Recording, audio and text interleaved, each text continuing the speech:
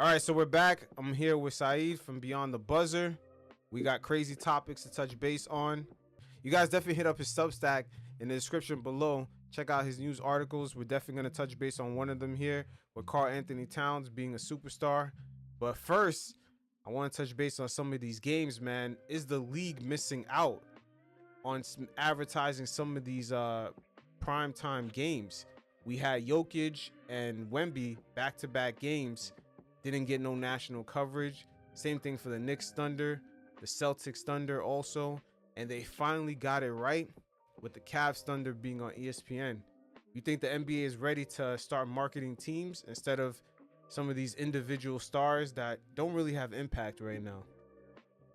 Bro, 100%, man. You saw the hype behind on Twitter, at least with the Oklahoma and Cleveland. Like, these are not marquee franchises with big players. Like Shea and Mitchell, they're big time players. Don't get me wrong, but they're not they're not LA, they're not New York players. So I think the fact people are like really rallying behind, watching the game, and at the end it being so tight, it brings value into basketball. It brings value into the sport.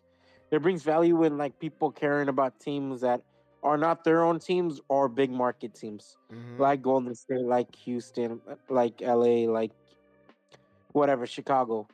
So I think it's good for the league. It's good that the league is growing, is moving on beyond like markets and individual players. It's moving on to a team because like there's not many household names on either teams besides Shea and Donovan Mitchell. Now, wait, hold on. People don't know. Do you think that there's lack of household names because the league has not really marketed these teams like this?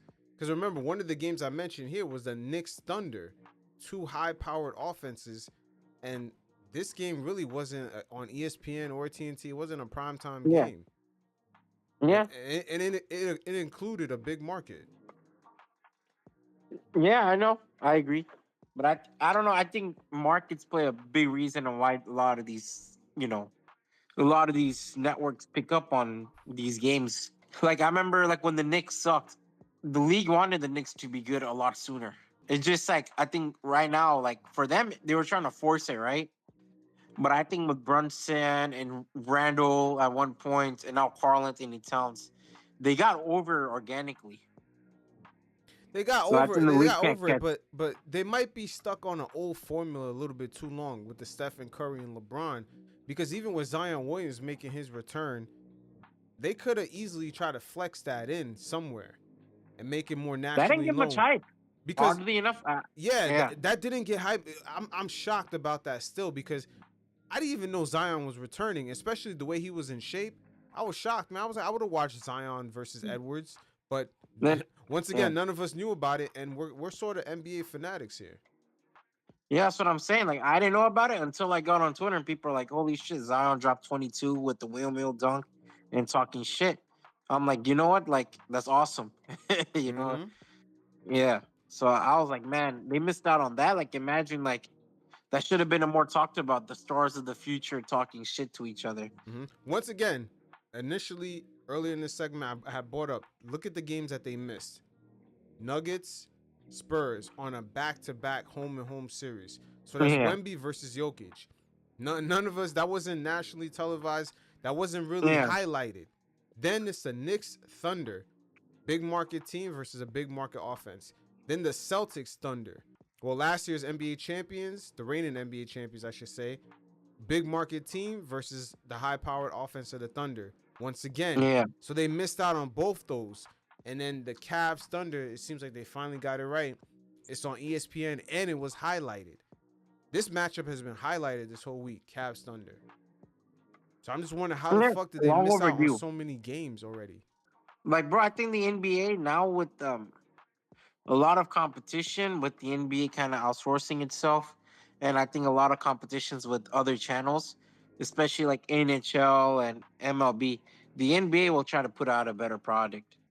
They will, but how they're missing the mark with some of Yeah, these games, because there's a lot of fanatics out there, but it's not highlighted the same. Like we know when LeBron is gonna go up against Curry or you when think the LeBron's gonna go up 2010s against kind of Durant. spoiled them? Yeah, I think so. I think they're stuck on an old formula, but I don't think it's the league. Yeah. I think it's the television partners. No, I'm talking about the television. I think they're stuck on an old formula. Yeah, you mean like TNT, ESPN, right? Yeah. Yeah, I think so too, man. Because especially Wemby versus Jokic on a back-to-back, like they went to overtime in one of those games. It was a battle between those two, and Yeah. they didn't really. It wasn't highlighted at all. I was like, Yeah. what the fuck? But bro, you're missing the mark on your future star versus your current star. I think even tonight, did Giannis get a national televised game against Did he get a national televised game against Wemby? Because that's another one of those guys that you could have marketed easily. Yeah, sometimes the scheduling. You see, this is where streaming is gonna come in perfectly. Now Yeah. they're gonna have multiple partners, and these games are gonna be more nationally televised. I think every day out of the week. They said after a certain point during the NFL season, there's gonna be nationally televised NBA games 7 days a week, which is crazy. Mhm. But it's a good thing for the league to have. It's a good thing for the league to have, but it's gonna be something. It's gonna be a marketing challenge for the TV providers. Yeah, because there's no buildup. Yeah. There's no buildup. There's Also, no there's a lot storyline more from things before. going on now, bro. I think like the way entertainment's stretched thin now. I don't think it's that. I just think you can't just say, imagine if Mike Tyson just showed up contending for a championship off rip. There was no Yeah. buildup. We didn't see his knockouts coming up the ranks. You know what I'm saying? Yeah, I That's agree. just a prime But what I'm example. saying, And then they just say, what hey, look at this big time boxer, Mike Tyson. Come and see him. How's everyone going to get excited for it? We never heard of him. It's the same but thing what for I'm some of saying these teams. is like okay, look at like ML. Okay, for the start of the season, the MLB tends to have like their playoffs, right? Mm-hmm. So how do you compete with that? And then you got obviously kind of Monday nights, you got football, you got wrestling, you got a lot of events happening there. And obviously football has like multiple days. So what Sunday, Monday, and Tuesday, I believe. Yeah, So how do you compete with that? but these things have always existed. It's not like they're just Yeah, brand these new things have always things. existed, bro. But like now they're all equally as yeah, you're right. Yeah, they've always existed, and we've seen the league promote players on their come up. But now Yeah. because they've been so stuck on LeBron, Curry, the Durant formula, we just get SGA in Well, the I in the also think Emirates Cup final, and there's no buildup. It's just like, oh, SGA's in the finals, and it's like a casual NBA audience member is gonna be like, oh, I don't really know no one on this OKC team. they just don't know how to market overseas players. I don't think they have to market overseas player. I think what it Why? The is, NBA has always been individual marketing. no. What I'm saying is that they didn't. This team, the Oklahoma, forget the individuals, the Yeah. teams. They're not even letting the casual NBA fan know that this team is a contender. Like, imagine if Yeah. OKC. Wait, hold on. If OKC ends up in the finals this year, that is going to shock a lot of casual NBA audience members. When I say casual, because I keep mentioning the casuals because that's what makes your league popular. The person who doesn't really know about the NBA, but they kind of know, like, oh, LeBron and this team is competing. Like, once they see the Oklahoma City Thunder in the finals competing hard, they're going to be like, who the fuck are these guys? Yeah, because Jokic became a household name after his championship. No. Don't go back to the individual. Let's just stick to the team. What I'm saying is that they're not even letting the casual audience members know which team is on the come up. Yeah. They're not even letting them know that. And it's look at the Cavs now. Like how many people really know that the Cavs are almost, they're pretty much almost a real deal this season. Yeah, Like, but everyone has a mindset of like post LeBron Cavs. they think of Cavs. Well, I'm going back to the casual again because the casual NBA Yeah, but audience I'm talking member about is the what makes casual up the too. bulk. The casual knows Cavs because of LeBron. So for them, it's like, Yeah, all of a sudden they see the yeah. Cavs looking different. They're like, where did these guys come from? It's But, a weird thing going on because I'm telling you, the Christmas games really reflected how the NBA has like a gap between them and their television partners. They're still promoting Embiid. They're still promoting like the same old teams, even though the Knicks should have been in there. Some of the teams should have been in there, like LeBron. But where was SGA? Where was Ja Morant? You know what I mean? Like there's where was Giannis? yeah, that's what I'm saying. There's no buildup. Like just not having those guys didn't make any sense. It did not make any sense. It's almost like the league the league's television partners are operating in the past though, just because they know it's a guaranteed cash cow. I agree. It's But just like I tough. said, that's just how to change. You're just gonna have to change the NBA has to change its marketing format at that point. I think the NBA got to sit down with ESPN and talk I to them mean, bro, about look, how they're promoting the game here. the league has thrived the most based off individual personality and making them into kind of like borderline Hollywood stars. Like you look at the '80s, right? Or Hmm. the NBA really became like that league, right? Magic, Larry, right? You're able to market those guys, and it wasn't the team marketing. It was Magic and Larry are going at it. Magic and Larry, Magic and Larry. '90s is Air Jordan. Everywhere you go, like Mike. Hold on, because sometimes, because we're gonna talk about this later.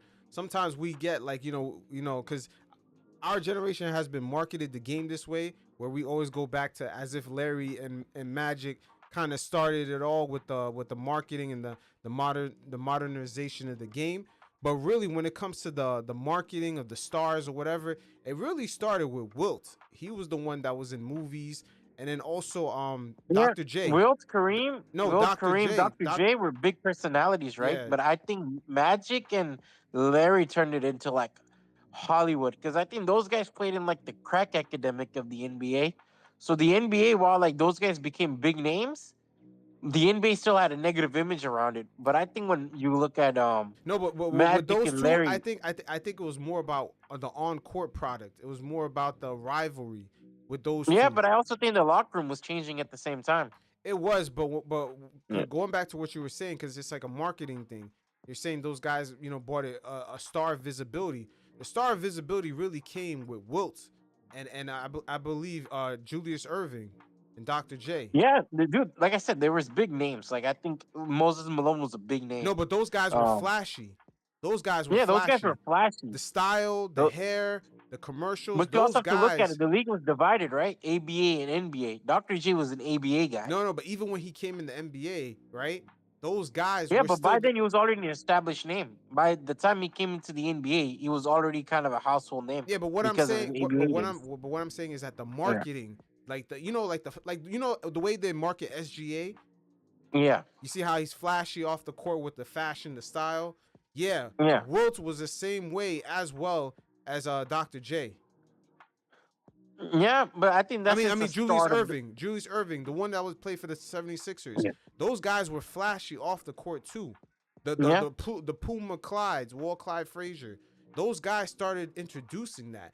Then Magic took the mantle to another level, being out in LA with the red carpet, and then the owner, Jerry Dr. Buss, with the red Yeah. carpet and everything. They took it to a whole nother level.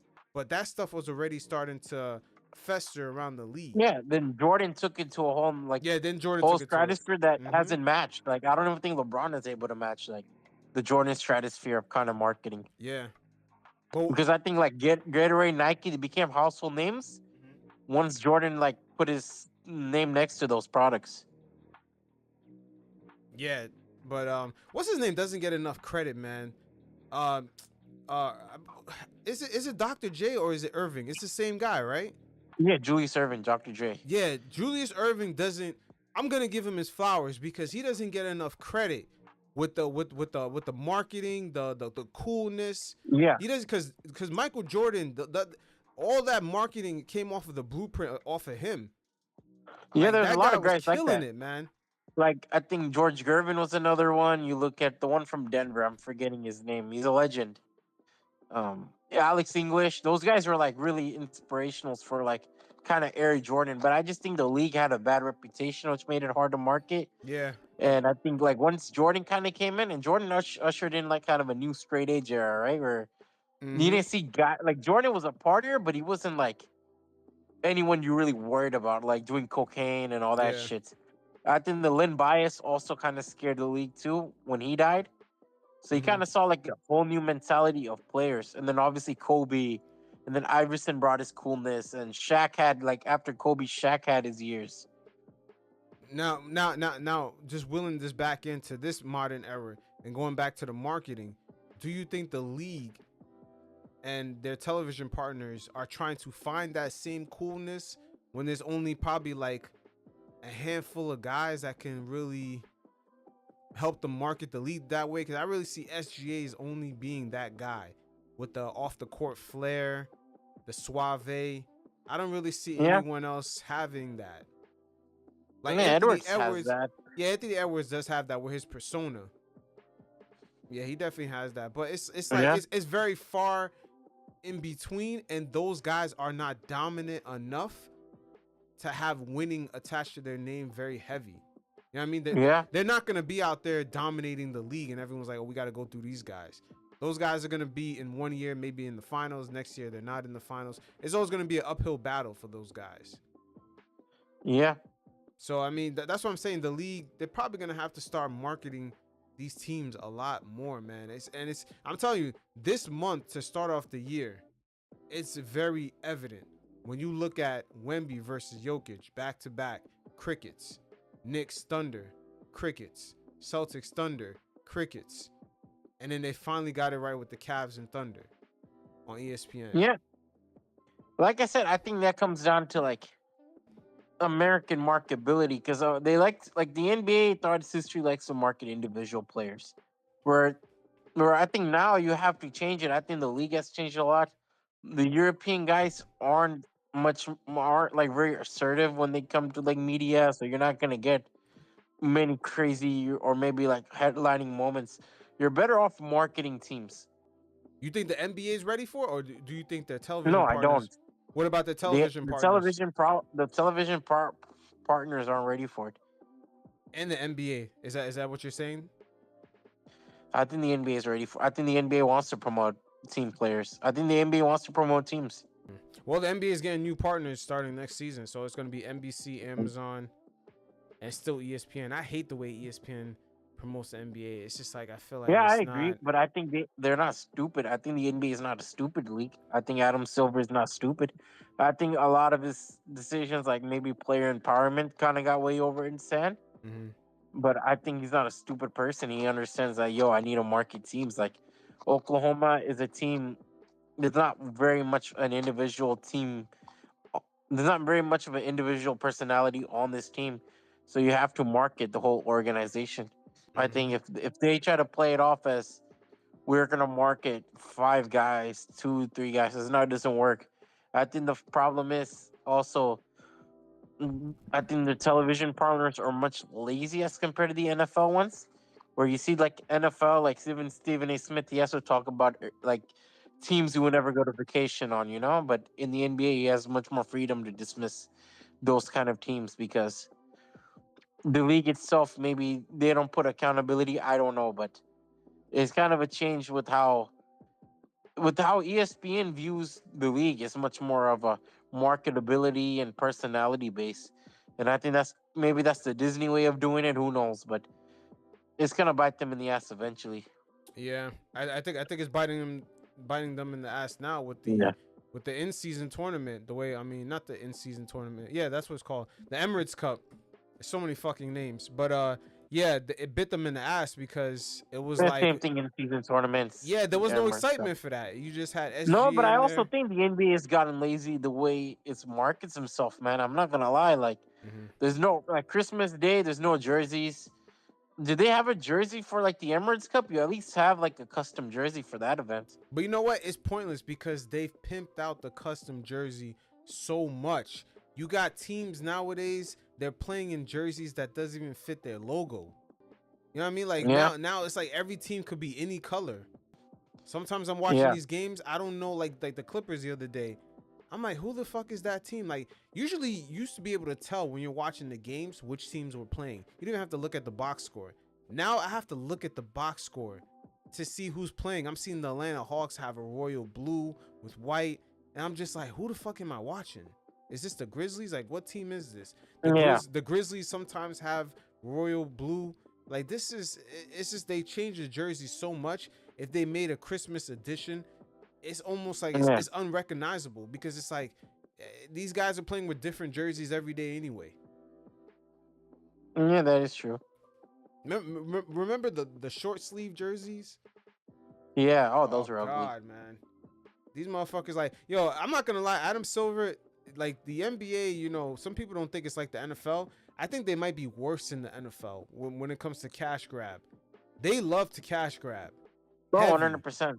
They act like they don't, but they do. And we've seen The, a it, lot of the tacky ass cash grabs over the years. There's been a lot of them. NBA is like they're more hypocritical than the NFL. The NFL's openly shameless, Mm-hmm. but the NBA will hide behind some kind of popular agenda in order to push like whatever bullshit they're selling you. You know? Mm-hmm. But meanwhile, behind closed doors, they're on the same shit. They're trying to get as much money as they can. Talking No, about 100%. I remember I heard Adam Silver says, "Oh, they want to make the games more accessible for the fans," but now they divided the games up in like 100 streaming companies, and now fans Yeah, got to there's no log local into this, channels. log into that. Like, come on, brother. Like, The just NBA say it's doesn't even about do the local money. channels anymore. Yeah. Yeah, some of the teams do, but it's a whole clusterfuck, man. It's a whole clusterfuck. Yeah. We'll see how they pivot because going into streaming, and especially going to a brand new generation of players. Yeah. In this quote unquote parity era, they're gonna have to change the way they kind of operate. Those Michael Jordan days of just being the figurehead, or LeBron James just that lone one star. Those No, days they're are just done. those days are done, man. Those days are done. And because of social media, it's hard to make a superstar. Everyone's accessible. Yeah, I mean, dude, even like Kyle Kuzma has his moments of going viral, so it doesn't matter anymore. No, facts. They can't even control who goes viral. No. They cannot even control who does. So the guy off the bench, like look at PJ Tucker. Remember all his Jordans and his style, all that shit went viral. Yeah. Like I agree. I'm pretty sure the NBA didn't want to waste all that, virality on a guy that's coming off the bench and that's a fringe, G League player. Yeah, a journeyman. Yeah, journeyman basically. So that's why it's making a star today. It's insane. So the MVP race is getting quite interesting, and this season, man, Nikola Jokic, I'm not gonna lie, bro, they're gonna have to come up with excuses not to give it to him. He's actually playing much better than in previous seasons, man. This guy is averaging 30 points, 13 rebounds, and 10 assists. I believe it might have went down. He might be averaging like 9.8 now. But man, that dude's finishing the season with a triple double, bro, it's insane. Like even the season that they gave it to Embiid, Jokic actually played better, and it's like they've come up with 101 excuses not to give it to him. And the guy ended up winning the Finals MVP that year too. Yeah, and Jokic, Jokic, the year that they didn't give it to him, he almost averaged a triple double anyway. He just averaged less points per game, but he averaged 63% from the field. That's crazy, man. 63% from the field, and he's shooting jumpers. That dude is close to a top 5 centers of all time, bro. So I was just thinking about this. I'm like, bro, I don't know like what argument I could make to put someone over him. I'm not gonna lie, bro. Like, there's a lot of like all-time players, and I'm like thinking, like, how can I not put Jokic? Like, it's Kobe, for example. Like, how do I not put Jokic over Kobe outside of the 5 rings? Like, you look at individual success. Oh yeah, it's nasty. Kobe. Sometimes in different parts of the season, he's actually averaged like the most rebounds, the most points, almost the most assists, man. Like, it's crazy, bro.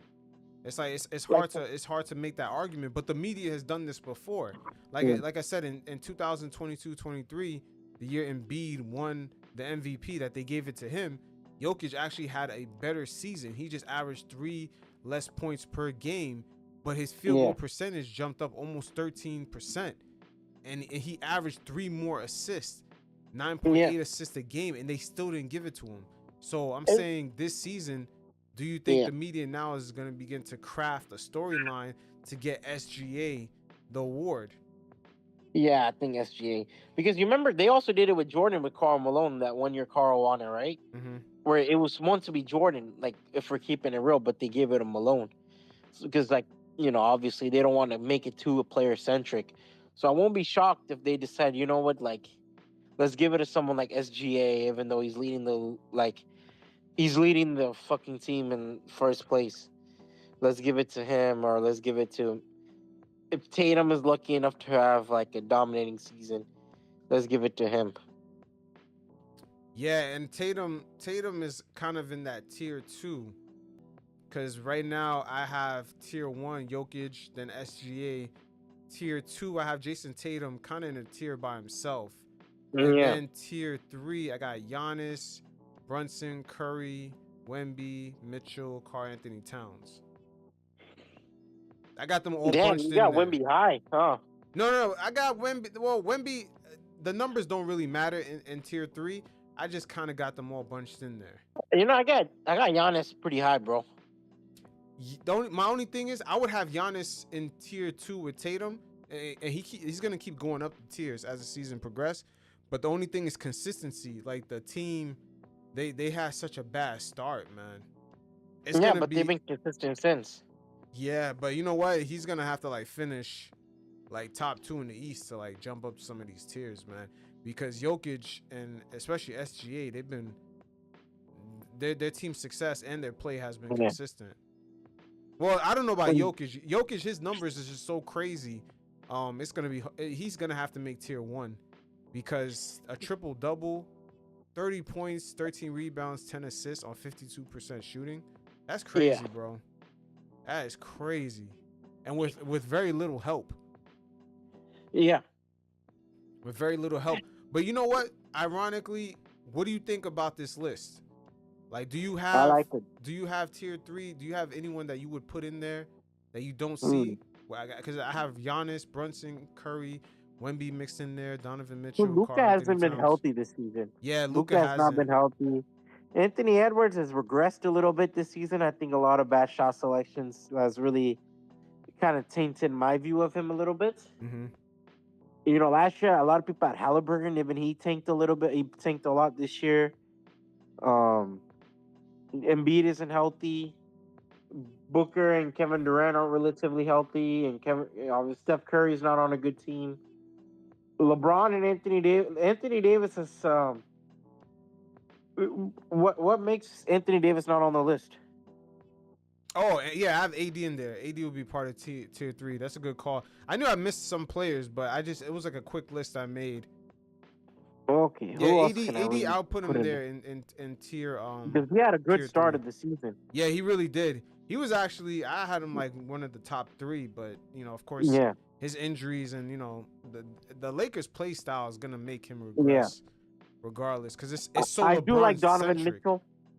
I think Donovan Mitchell doesn't get the love he deserves, so I'm kind of happy he's getting a lot of love in your list. You know who I find really underrated? Like, it's going to come off crazy. Jaren Jackson Jr., I actually think he's having a really good season, man. Oh, yeah, I don't know where he ranks in the MVP season. He is, yeah. I've seen a few people have him on their list. Because I've been really impressed by that dude a lot. Like, I'm not going to lie. I'm like, he might just be a B-tier player, but he's been kind of a franchise player for these guys, big time. So I have to give him his flowers. Yeah. Yeah. Especially on the defensive end. Say that again? Especially on his defensive end.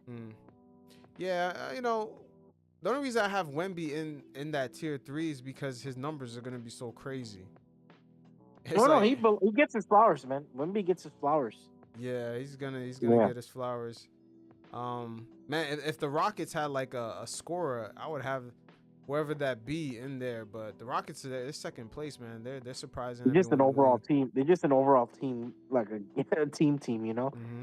But you know, once again, going back to this list, you know, we've seen this before, man. The media is almost like they're looking for an angle not to give Jokic the MVP. And ironic enough, Draymond Green and Gilbert Arenas actually spoke on this. How European players don't really have the same expectations when it comes to the media as American players, you know, especially when it comes to winning and legacy. You know, and a perfect example of that is the way Jason Tatum was pressured to win a championship versus the way they kind of put the same pressure on Luka. It's a lot different. Yeah. You know what I'm saying? Like the expectations. But they spoke on it. Let's just check it out real quick to see what they said. You know, Draymond Green and Gilbert Arenas. You know Gilbert, man. He's always having some. Every once in a while, he has some interesting shit to say when he doesn't try to go viral. my man be tweaking sometimes, but you know, he does have gems every once in a while. But let's check it out. Why does European players not get the same flack for winning championships or not than U.S. American-born guys? For instance, I saw a list today Stephen A. put out, and like it was like the players with under the most pressure to win a championship. I think James Harden was 1, CP was 2, Jason Tatum was 3, Joker was 4. Joker has 2 MVPs. Joker has 2 MVPs. More than likely about to be a 3rd MVP. Mm-hmm. And he's older than JT. Mm-hmm. Why is it that he's 4th but JT's 3rd? And Luka wasn't even on the list, right? Like now obviously Luka's a little younger than JT, but I feel like over the years, European players has not had the same, caught the same flack of winning a championship as U.S. players, and I don't understand that. And I wanted to know if you feel the same way about that. It's really a knock, to be honest. Do they think that they're even capable of winning it by themselves? Do they hold them to the greatness of what they hold the American players to, right? So when you have a Luka, when you have Jokic, at the end of the day, it's like, yeah, they're good. European players are coming over, they're dominating, but do we hold them to the same standard? So it's like they get a free, they get a free easy pass, right? They get a free easy pass versus, you know, someone, you know, you know me, you know what I'm about. It's the might be the color of the skin a little bit, you know what I mean? You know, got to remember the American white boy is gone.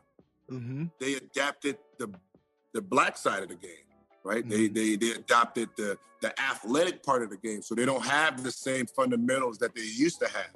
Yeah, you know what I mean. So when you name when I see the white players, and then you put Luka in there, like that's European. Stop! Don't try that. I'm on to you. That's a good start. You know what I mean? You can't say, you know, he's competing with Larry Bird. No. Yeah. That's Hayward. That's Caruso. You know, that's that group. Yeah, right? absolutely. You know, so I think, you know, they're trying to find a way to ease the Europeans in to make it a broader game. And I don't think they want to really give them that oomph yet. But we're mentally built for it. Right now, you know, the jury is still out on the Europeans. You know, I mean, you know, we see Luka, amazing. Dirk, amazing. Peja, amazing. The ones that came over have been amazing, right? But they need to start understanding that there's a lot from everywhere. There's a lot now. I mean, you can really put an all-star game together, the overseas versus the American. Yeah, absolutely. You can really do that now. You know what I mean? Because you know, you'd be surprised who's from, who's not American. Absolutely. Like like Shea is not American. Yeah. Yeah, you know what I mean? So you can really have an all-star game where it's so, you know what I mean? You need to play it down the middle now. You know, give the same respect to them as you do us, which means you have to put the same type of responsibility on them. Just like there's no way JT's supposed to be in this conversation right now. Yeah. No, why? Yeah. You know, he's 24, 25 years old. Huh? Absolutely. It's like Jaylen Brown is older than him, but you put more. It's like shut up, like you. But that's But that's what media does. Yeah. You know, they try to set you up so you can fail. No, 100%, 100%. And I can agree with you 100%. Like these Europeans today, Luka, Joker, Giannis, although Giannis accomplished the feat, Joel, and Joel's African but just from another continent. Like these guys, they real guys, and they like these guys are top 10 guys in our league. Like majority of them top 5, but they top 10 guys in our league. And I think I didn't even think about it from the perspective of you saying like it's a knock. Like I didn't even think about that. But what I will say is whoever is knocking them, at some point you got to stop. Like these guys are as good as anyone in the league, if not better. And if the thing is, it's a knock and we don't hold them to that standard, that got to go. Because and by the way, I think Luka wants to be held to that standard. I think we know Giannis wants to be. We know Giannis wants to be held to. So I think these guys want to be held to that standard. And I also think, again, talking about it from a journalism standpoint, honesty. We need that back in this business. Not a narrative.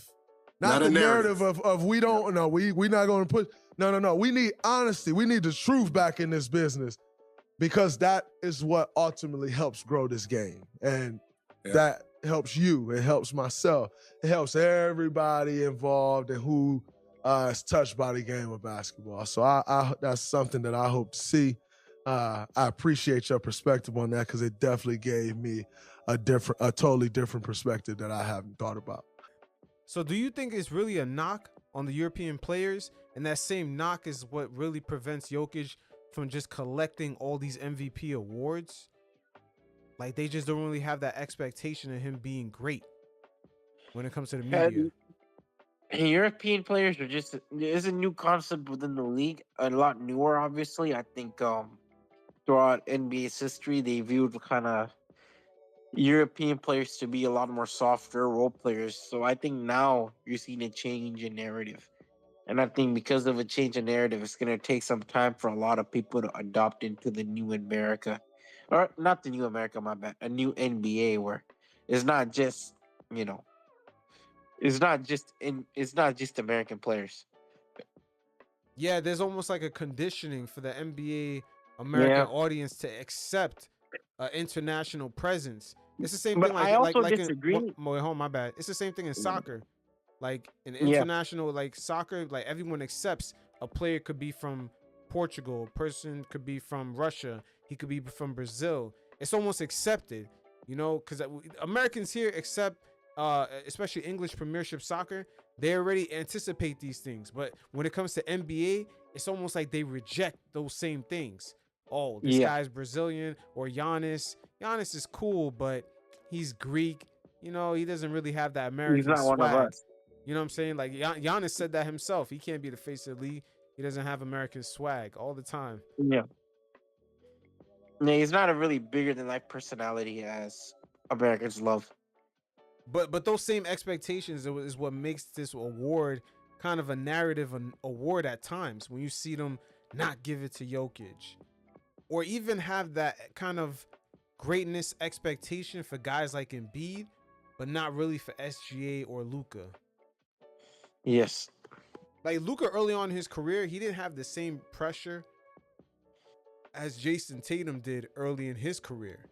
But I'm gonna be honest, I do think Dirk had pressure, man, in his career. I think Arenas, when he made that point of like Dirk didn't have expectations, I disagree. I think Dirk did have expectations. He had expectations after he won the MVP award. Yeah, after he went to the the year he went to the finals, he had expectations. Oh yeah, you're right. Yeah, he won the MVP afterwards. Yeah, you're right. Afterwards, yes. So Dirk had expectations, but the thing is, I think the conversation around him kind of fizzled out when the Lakers were winning, and it took like Duncan won another one, then the Lakers won two, and what was it? Obviously the Celtics. So the conversation around him kind of fizzled, but I think there were still expectations of Dirk winning a final because that was like the last achievement he really needed. Yeah, he had expectations, but I'm gonna have to shoot Gil some bail because he really didn't have expectations of being great. Not the similar expectations of LeBron winning his first, or Kobe winning one after Shaq. Or even I'm gonna say this, or even Garnett winning a championship. He didn't have the same expectations as Garnett. Like, that's what Gilbert was talking about. What's the sentiment? Like, where does that come from? They're trying to pinpoint. Did Timmy have the expectations?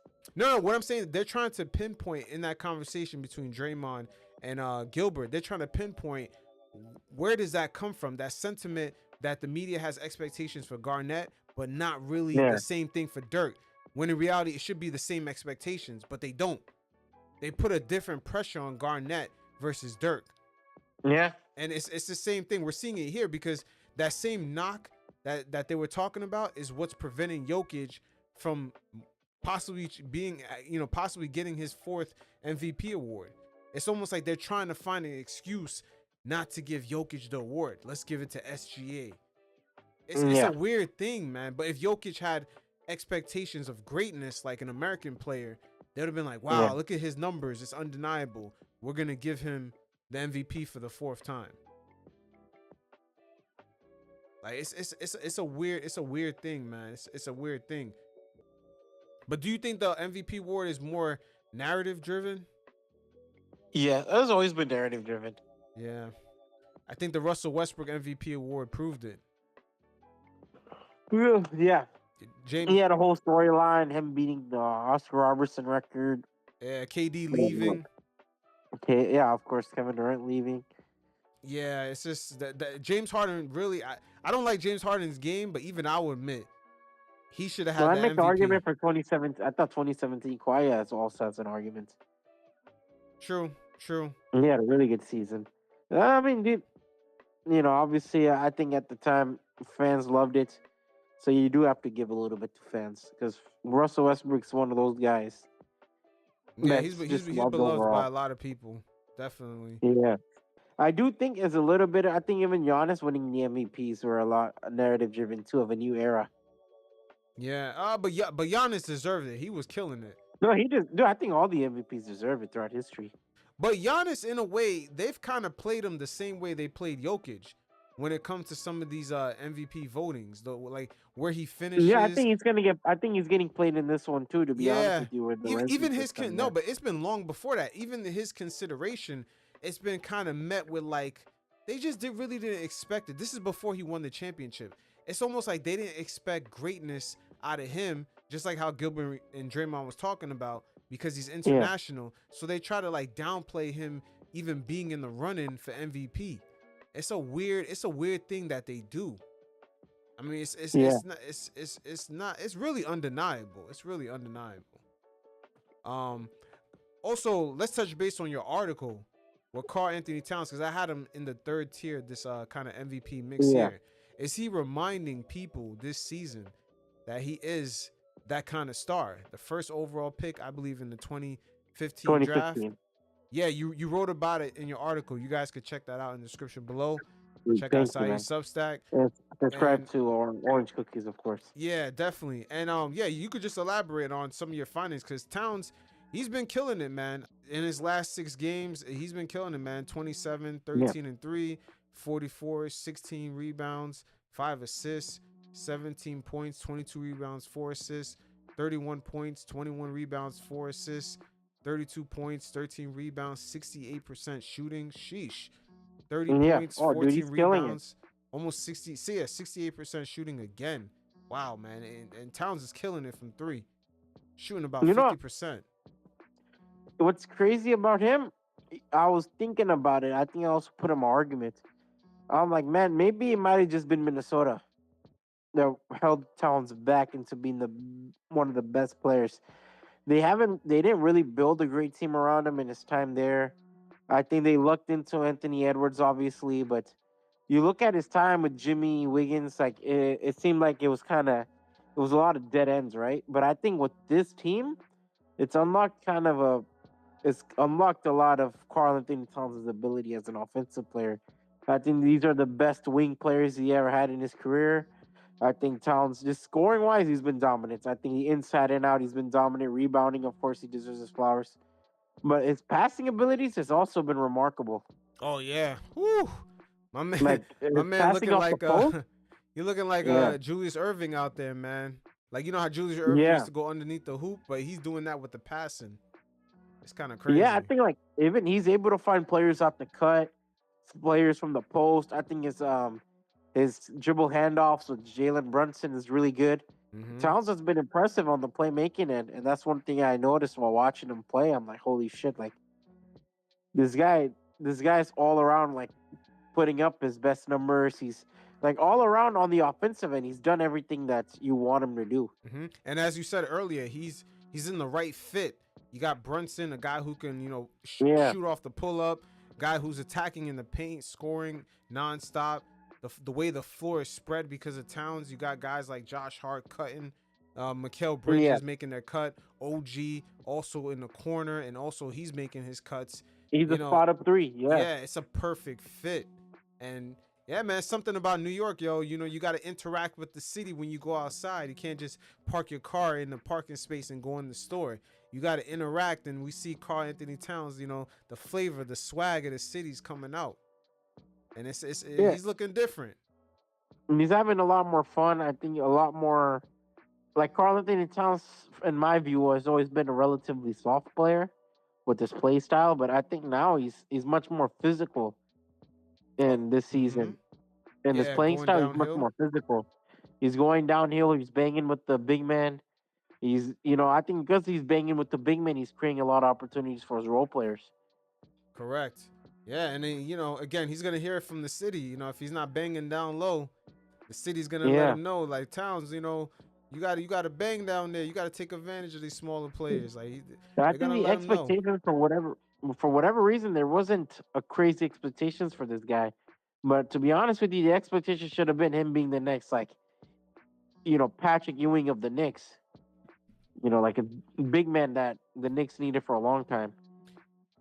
Yeah, in a way I agree. But the only thing with Towns, I would say that defense, that inside presence, because Ewing, if you look back in the history books, his defense was great. Yeah, his defense in the paint was man, the way he blocked shots was crazy. His reach was crazy. Very underrated on some player. of his blocks. Very underrated player. Yeah. But I also talked about that in my article. I thought Minnesota, one thing they did good in later parts of his career was adding Rudy Gobert to cover his weaknesses. So I think the Knicks, your best hope is getting Mitchell Robinson back as soon as possible.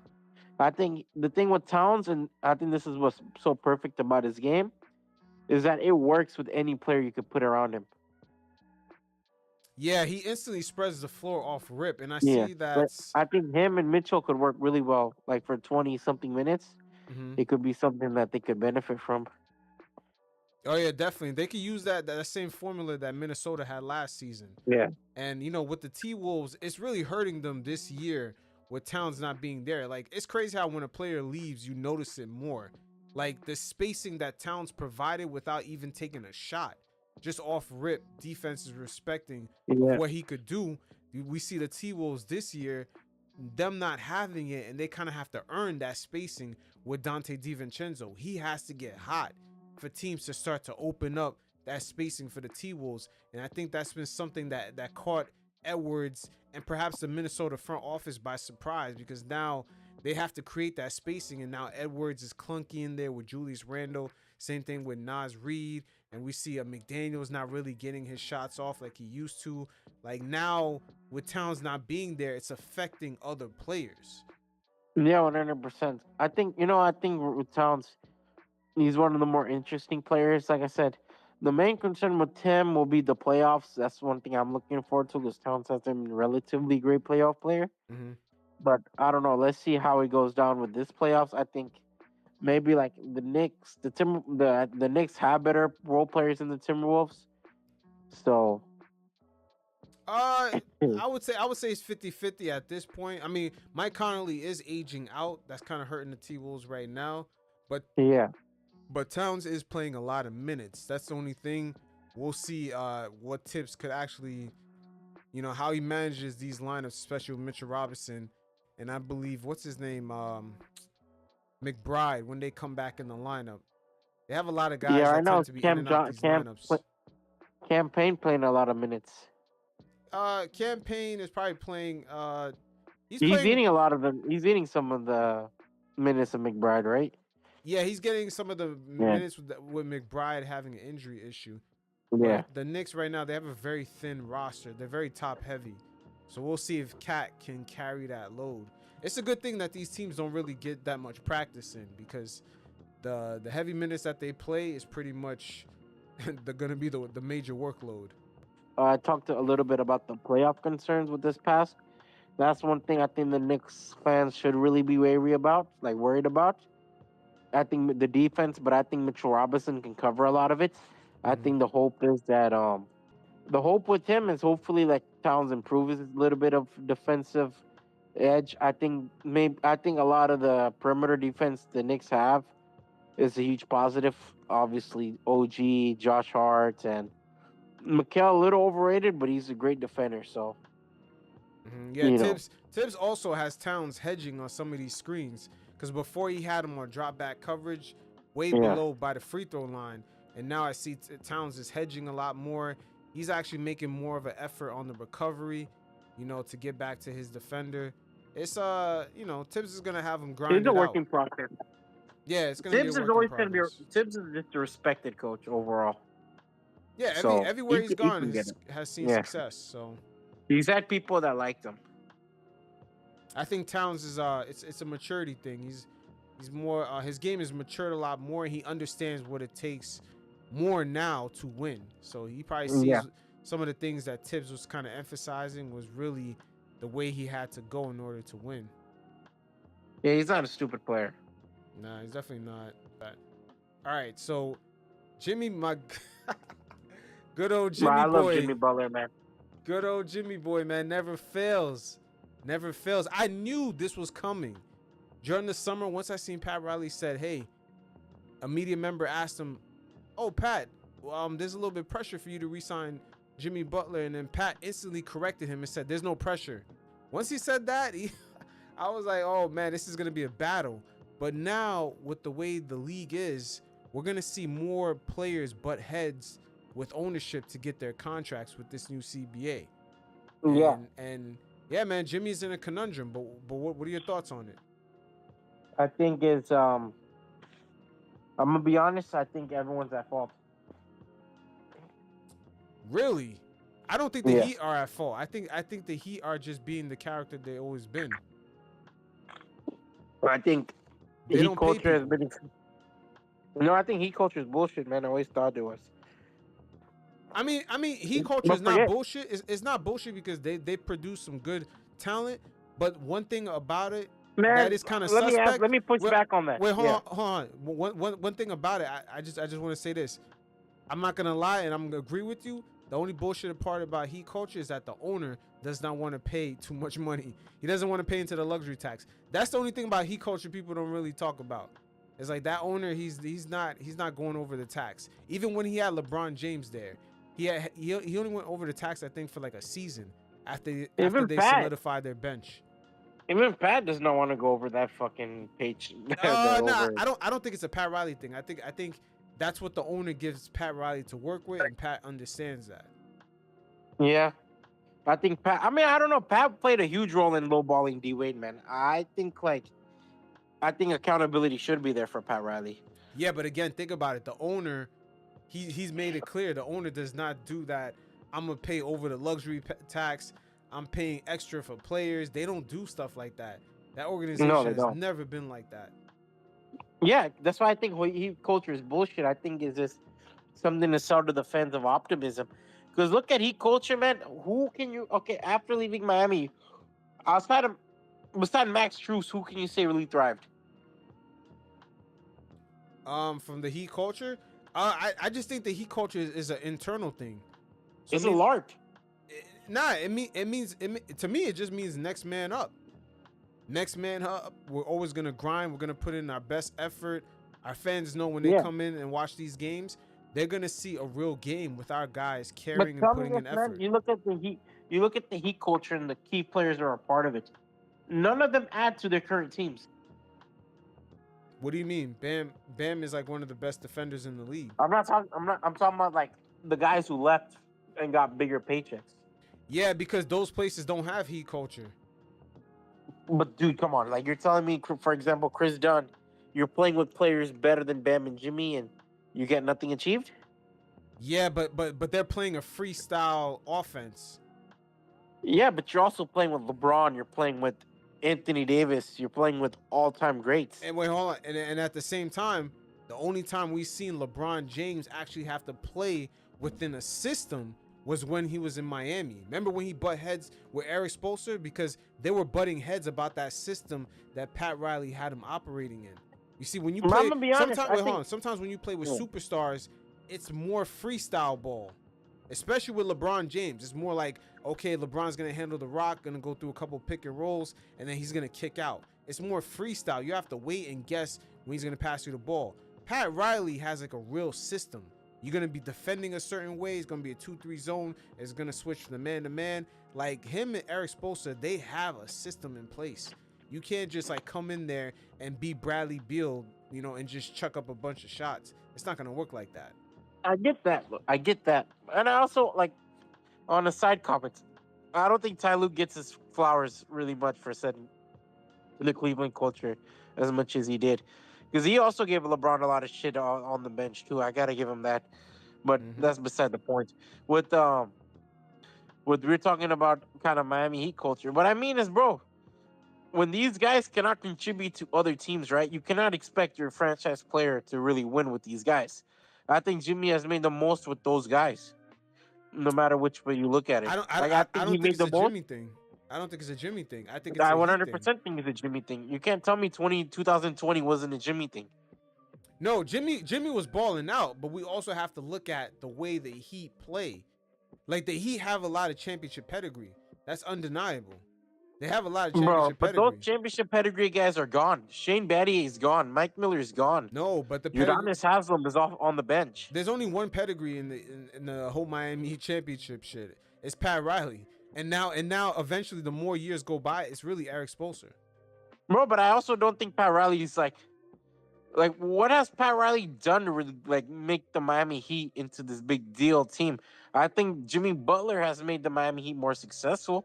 I don't think it's hard for me to give, 100% 6 credits to like Pat Riley. No, I think Pat Riley has really held back the Miami Heat. When you have a chance to get Donovan Mitchell, you have a chance to get Damian Lillard, you strike out. Who are you adding? Kyle Lowry, Terry Rozier? Like these guys aren't noteworthy players. Let me put some context into that. Dame is not the player you added to the Heat. He don't fit. You're not winning a championship with him as the number one option. Dame now is. But you can win with Jimmy. You can win as Jimmy with the number one option. He's shown you Jimmy that twice. But I think Pat was willing to take the risk with Jimmy being there, getting Durant and spending more money. But he was not going to take the risk with no Bradley Beal, no Damian Lillard. Those guys are not changing they're not moving the needle. They're not moving the needle at all. Not in that type of role. But I'm saying you have to take those kind of risks at one point. Nah, you don't. Because you're seeing your players running out of his prime. He's at this point, like Jimmy is one of the greatest Miami Heat players of all time. I have him above Chris Bosh. The thing for me, it's like I think they struck out with the KD when he moved out of Brooklyn. That's when they really struck out. When he moved away from Brooklyn to Phoenix. But he wasn't like for me. That's kind of like dumb in the end of the Miami Heat because they weren't going to trade him to Eastern Conference team. They'd be stupid to do that. It's happened before, but didn't they trade Kyrie to? Didn't Kyrie get traded from the Cavs to the Celtics? Yeah, I think he had a restricted option if I'm not wrong. No, he didn't have it. Nah, he didn't have a restricted. LeBron. No, it was really just LeBron. But I think it was in a signing trade or some shit. Nah, he forced himself out. The Celtics only gave up a 2nd round pick, and Isaiah Thomas, and some other person for Kyrie. Oh, you're talking about Cleveland's deal? Yeah, Cleveland's deal. Yeah, Cleveland traded. That Kyrie. deal was just stupid. Yeah, that deal was so stupid. Yeah, they traded Kyrie to a rival. Yeah, that was just a stupid deal. But I'm saying is like when we're talking about this certain deal, right? Like Sean Marks is a smart GM. He isn't stupid enough to trade a valuable player to the same conference. Especially Miami, especially Brooklyn, they thought they could compete with Mikal Bridges or whatever. It's tough, man, but for the most part, I've agreed with Pat Riley with most of the decisions he made. D Wade overpaying him, it really doesn't make sense to overpay aging star. It's always been a tough decision, but that's always been the truth. Kobe should have. I agree. Yeah, paying Kobe Bryant for the Lakers at the end of that was kind of a. That was stupid. Yeah, and like, overpaying guys at the end, it doesn't really make sense. Jimmy's trying to get the same type of deal right here. Paying, also with Pat trying to get Damian Lillard, Dame ain't moving the needle. Trying to get Bradley Beal, as we can see now, Bradley Beal ain't moving the needle. No, they don't move needles. But what I'm saying is, like, for me, it's like, bro, I can sympathize with Jimmy because, like, you have put teams that any other player you replace him with aren't going as far as with, like, Jimmy Butler. That's I true. think I gotta give credit. I think these role players, their roles got elevated because of Jimmy. Gabe Vincent, Caleb Martin, all those role players. It's because of he was able to elevate their kind of their ceiling. Like, the only one you could really say, like, has thrived since moving away from Jimmy is Max Strus.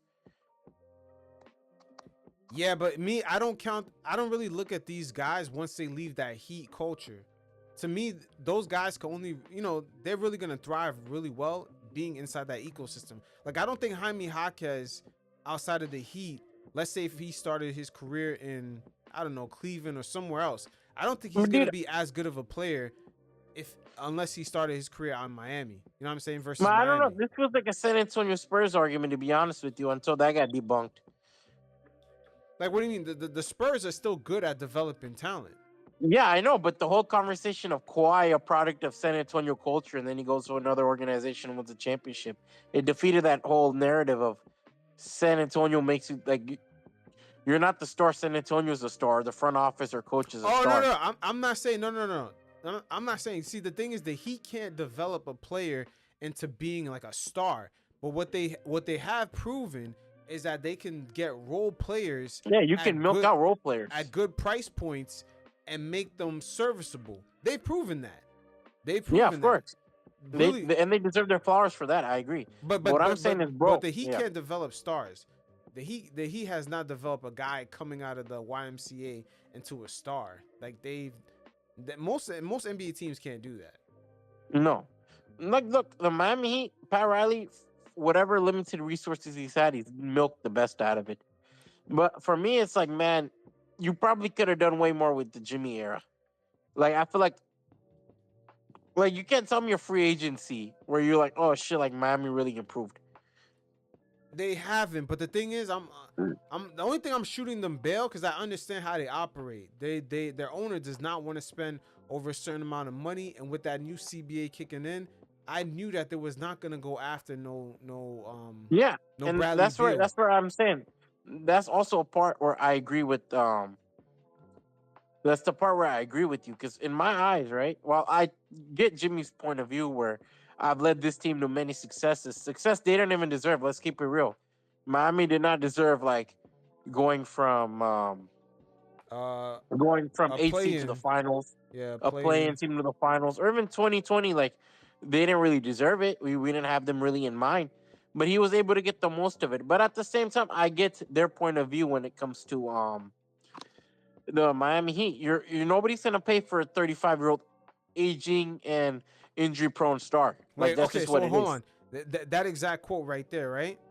I think Paul George kind of fucked that that notion up because he's aging, but the thing is, his timing was perfect. He's injury-prone, yeah. But his timing was perfect. He left and became an unrestricted free agent when the 76ers needed a bailout after losing what's his name, James Harden. So it worked out for Paul George. He got a nice little deal. He got a nice little max deal. Yeah. Jimmy is kind of looking for the same thing, but unfortunate for him, there's nobody at this moment that's desperate enough, that's contending, that can eat up that type of money long term. Yeah. And this is what we were talking about in previous episodes when we were saying that, it's almost like a dance right now of musical chairs of who's going to take a lesser deal. Jimmy Butler, Brandon Ingram, Julius Randle, or what's his name out in Golden State, Jonathan Kuminga. Who's going to take a lesser deal? One of these guys is going to get a lesser deal. This musical chairs has been playing out long enough. Hey, I got to give credit. Lauri Markkanen played it all smart. Yeah, Lauri Markkanen was also in that dance, but he lucked out. Like the Utah He finally played gave it smart. Yeah, he played it smart. But Utah at the end of the day, they were willing to go the lengths. They were like kind of delaying giving him his extension. It's until nobody was biting their bait of trading him that they said, okay, let's just give him an extension. He's young enough. He's producing. He's a star. Yeah, we'll give him the extension. But this is another gray area, right? You see Paul George get the deal. You see Lauri Markkanen get a deal. Jimmy Butler knows any team he goes on, he's gonna have more of a responsibility than those guys. So why will he take like a $30 million a year, maybe for like a 3 to 4 year extension? Why would he take lesser money and have bigger expectations? That's where the new CBA kind of creates this gray area. Yeah. But I also think there's a lot of pressure on him. I got a question. I'm gonna be honest. Like, I think the way Jimmy leaves franchises also gives he advantage points. Like, what do you mean? Jimmy does not have a good history of leaving franchises. Yeah, but franchises don't have a good history of giving Jimmy his value because he's proven it. He's proven his value. Yeah, I get that, but I think like if you're an organization, we're talking business sense, not a fan sense. Mm-hmm. You see a guy leave disgruntledly everywhere, you're gonna try to lowball him. Correct, but if you're Jimmy and you've proven your value, even though he's aging, he's proven his value. I think he should fight. He should fight to get what he thinks he deserves. Yeah, but how many more coaches can you piss? Like, you pissed off Hoiberg and you pissed off Garpax in Chicago. You pissed off the Minnesota Timberwolves. You had a falling off with Tibbs, and you basically called Wiggins and Cat bitches, right? And then you go to Philadelphia. You didn't like Brett Brown, and I don't think he didn't like Brett Brown. Ben Simmons, and he didn't like Ben Simmons. And he was I think the only person he liked was Embiid. But how many in those places was Jimmy right? Chicago was. He was right in all those places. Yeah, I agree with you on that. But what I'm saying is, like, if you're an organization, you don't want that kind of shit in your law. Like, you don't want to pay for that baggage. True, but also let me ask you I'm this, talking right? business sense. No, as a fan, we all agree with as a fan. No, I'm just thinking if I'm looking at Jimmy Butler and his value, because here's another thing I'm gonna throw at you. Let's say any team that Jimmy goes to, what is the expectation of Jimmy? Win the championship. No, not even like win a championship. Is he expected to be like viewed as like a leader? Of course. His responsibilities is heavier than other players, no? Yeah, he's a heavy voice in the locker room, and he presented himself that way. No, but what I'm saying is that he has a lot to carry. Same thing like LeBron. Any team he goes on, he has to carry the load. His responsibility is different. Same thing for Jimmy. Yeah, I agree. But why would Jimmy take on less money to be viewed as a guy that's supposed to be carrying the load? It doesn't make any sense. No, it doesn't. Yeah, no matter where he goes, he's going to be viewed as a guy to be carrying some sort of load, like some sort of major load, like as if he's the guy. Yeah. So why is he taking less money? The deal that Pat Riley, I'm assuming, wants to give Jimmy, because Jimmy has a $50 million player option. I'm assuming Pat kind of wants to give him around 30 for like a couple of seasons, maybe for like 2 to 3 years. But if you look at that $30 million range, that's like a deal that Emmanuel Quickly is getting, players that kind of had a breakout year and now they're starting maybe for the first time. They're getting 30 a year. But Jimmy Butler, that's not the expectation of him. Why is he getting that type of salary payment? Like, these are the new conundrums that this new CBA has created. You're going to have guys that has number one, I don't want to say superstar expectations, but they have that workload. But the owners are sort of finessing and saying, oh, but I'm going to give you Emmanuel Quickly money. That doesn't even make any sense. Yeah, I agree. No, this is brand new. This is a brand new conundrum created by this new CBA. And I'm telling you, we're going to see it play out with Julius Randle. We're going to see it play out with Brandon Ingram and also Jonathan Kuminga. More so with Ingram and Randall, because wherever they go, they're gonna have like number 2 option responsibility, but the money that they're gonna get offered, third option money, yeah, it's almost like a third option money, or like a guy who has like a kind of like not any real responsibilities to win, like on a rebuilding team. Like, I got a nice little $30 million deal on the Hornets. They're getting that type of deal, but the responsibility is almost like Anthony Davis type of responsibility.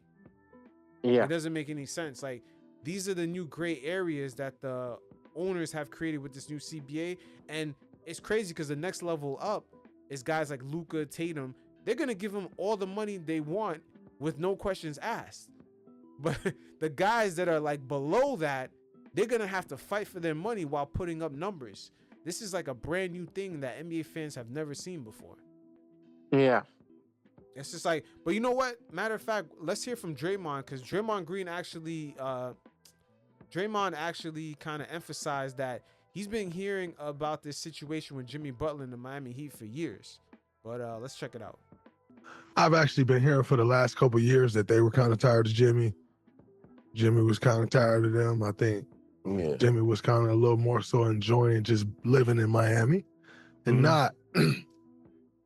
I'm not one of those media people that make up stories. I'm not saying enjoying living in Miami like Jimmy's a partier. Jimmy don't go out.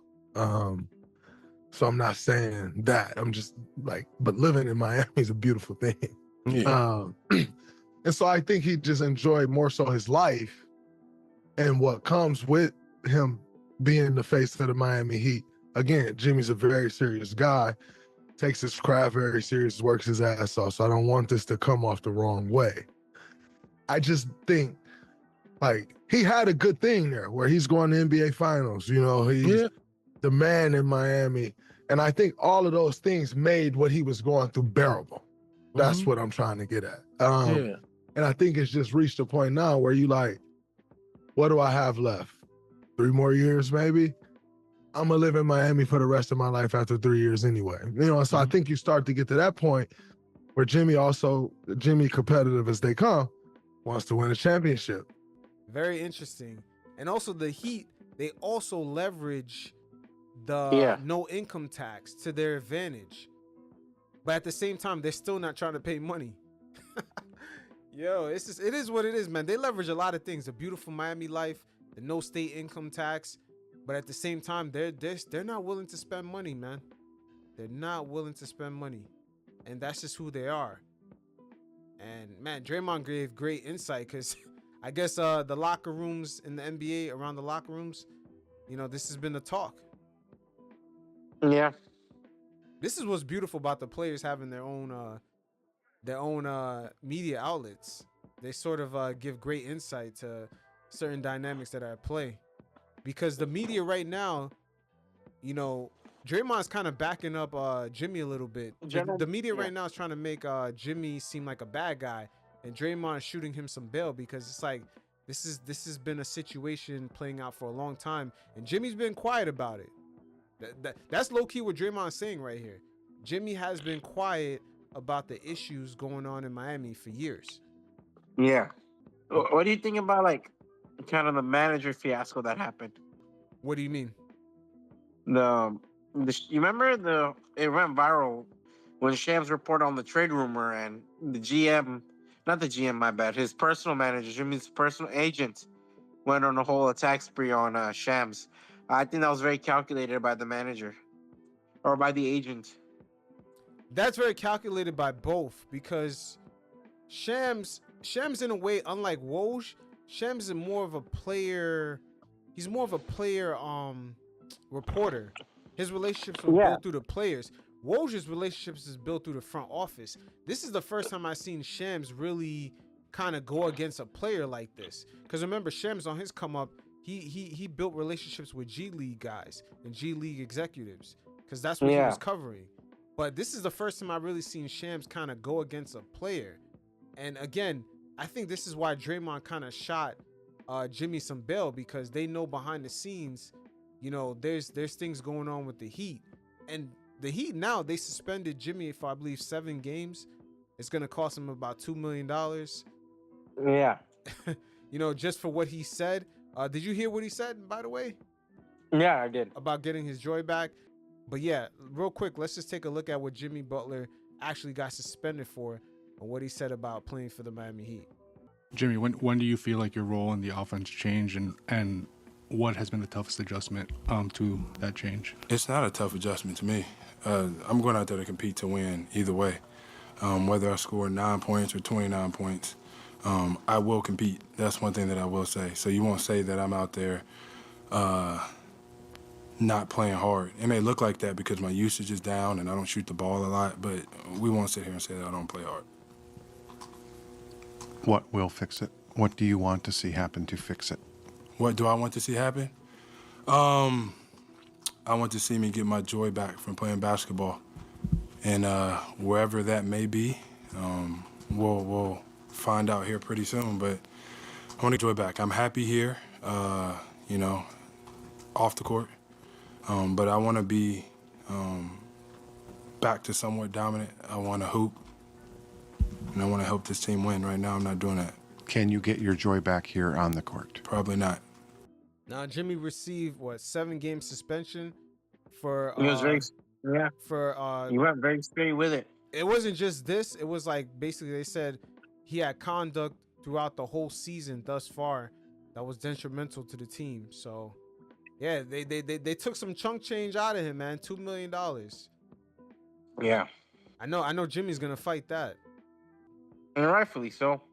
But, once again, with Jimmy, I'm going to shoot him some bail because the Heat understand he's age 36. He's under the CP3 rules, which meaning that this is his last chance to sign for an extension. Pat Riley's really riding this out to the very end. He could risk injury. This is supposed to be your franchise guy. Even if they extend him for less money than the 50, they can give him more years. There's ways that they could finesse and still give him his money. They could give him like an extra 2 years, guaranteed, or player options. It's just to leave him hanging and just, forcing him to pick up that player option is really risking him getting hurt again. It's just a lot. The organization is saying a lot. They're willing to take a whole chance on him getting hurt, thus compromising his money. And I understand why he's not happy. But NBA fans are going to be very similar to NFL fans. They're going to see a lot of these type of holdouts or quote-unquote tiffs. Yeah. You know what I mean? In the NFL, guys get franchise tag and then they hold out from training camp. Now in the NBA, because of these new CBA rules, guys are going to be going back and forth, talking about, I'm not happy here. I lost my motivation. Full-on media drama sooner or later. Hey, the owners welcomed all this, man, with these new CBA rules. Yeah.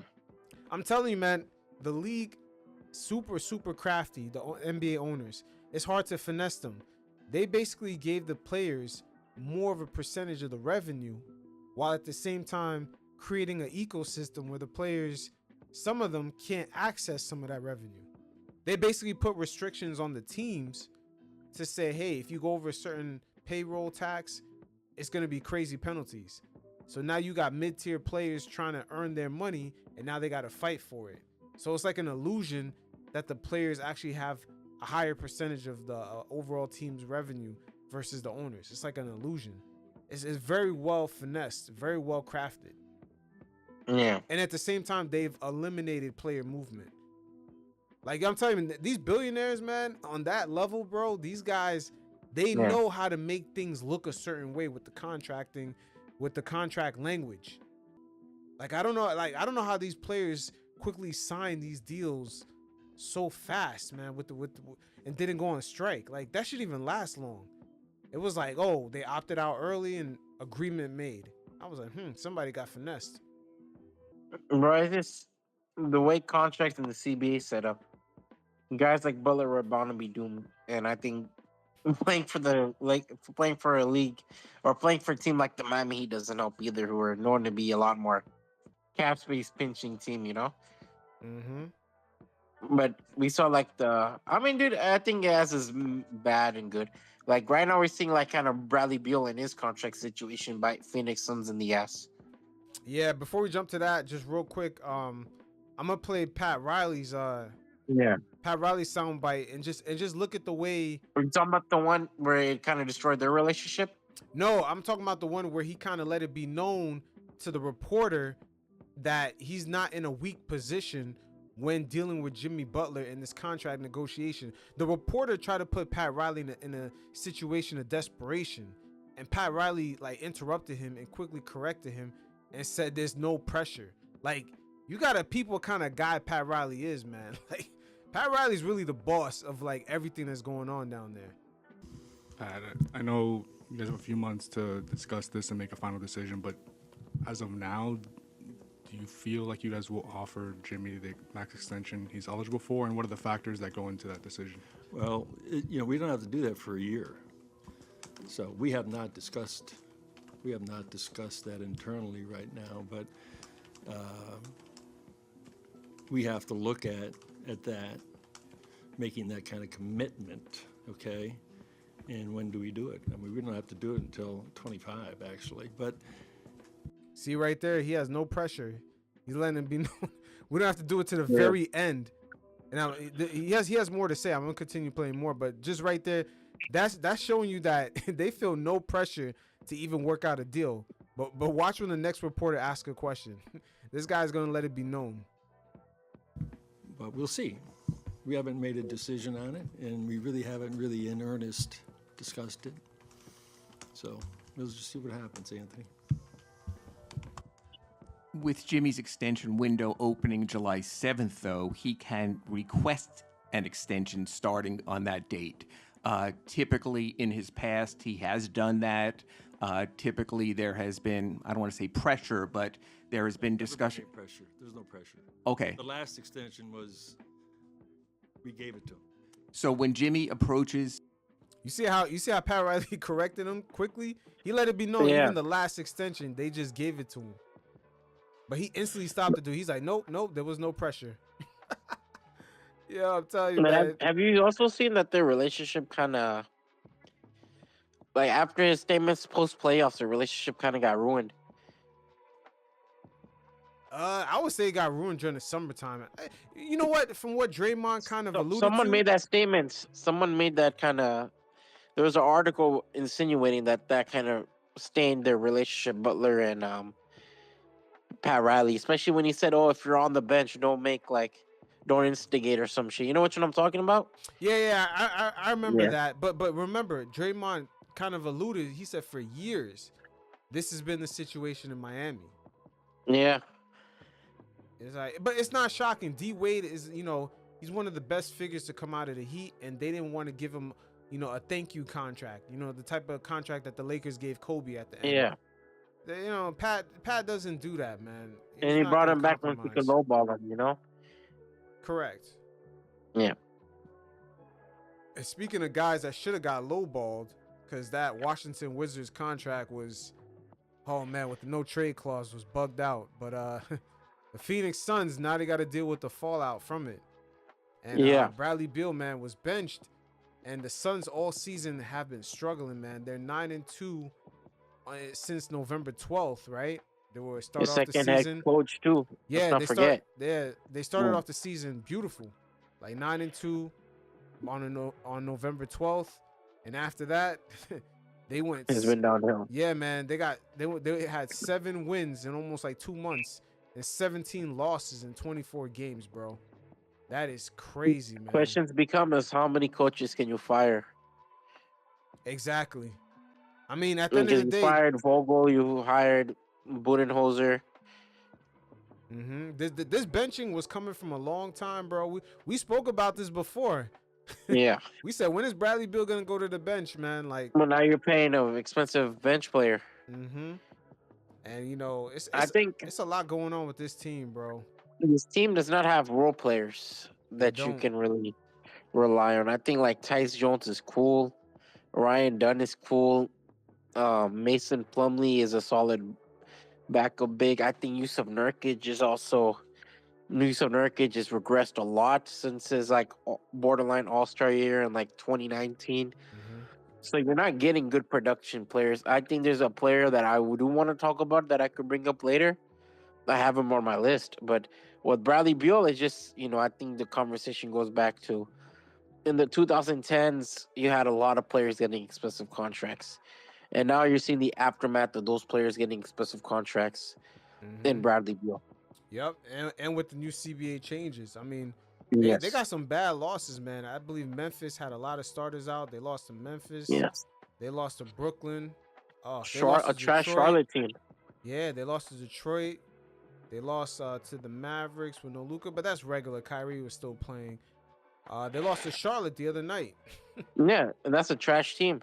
Yeah, they got a lot of L's, man. A lot of L's since starting 9-2 by November 12th. Ever since then, my God, bro, they're struggling. And you know what? Credit to or love to the Washington Wizards because they got off at the good time. Yeah, they got off at a good time, but the Wizards, man, they have a history of giving out these bullshit ass contracts. Remember, what's his name? John Wall. Yeah, John Wall, the Gilbert Arenas deal, and now Otto Porter. Yeah, Otto Porter. I forgot about that. Yeah, I don't know why any team would want to make a trade with them, having a player under contract. It doesn't even make any sense. Yeah, because he's getting overpaid. I think Bradley Beal and Porzingis might have been their best moves and getting rid of their contracts and all that good stuff. But I think they got out at this right time. I think Bradley Beal. I always felt like he was a player content with being on a bad team because now he hasn't really made sacrifices for a team with Kevin Durant and Devin Booker, which is kind of crazy to me. There hasn't been much of a Bradley Beal, let me develop my playmaking skills while those two guys score and I can run with the second unit and score. You don't really see that.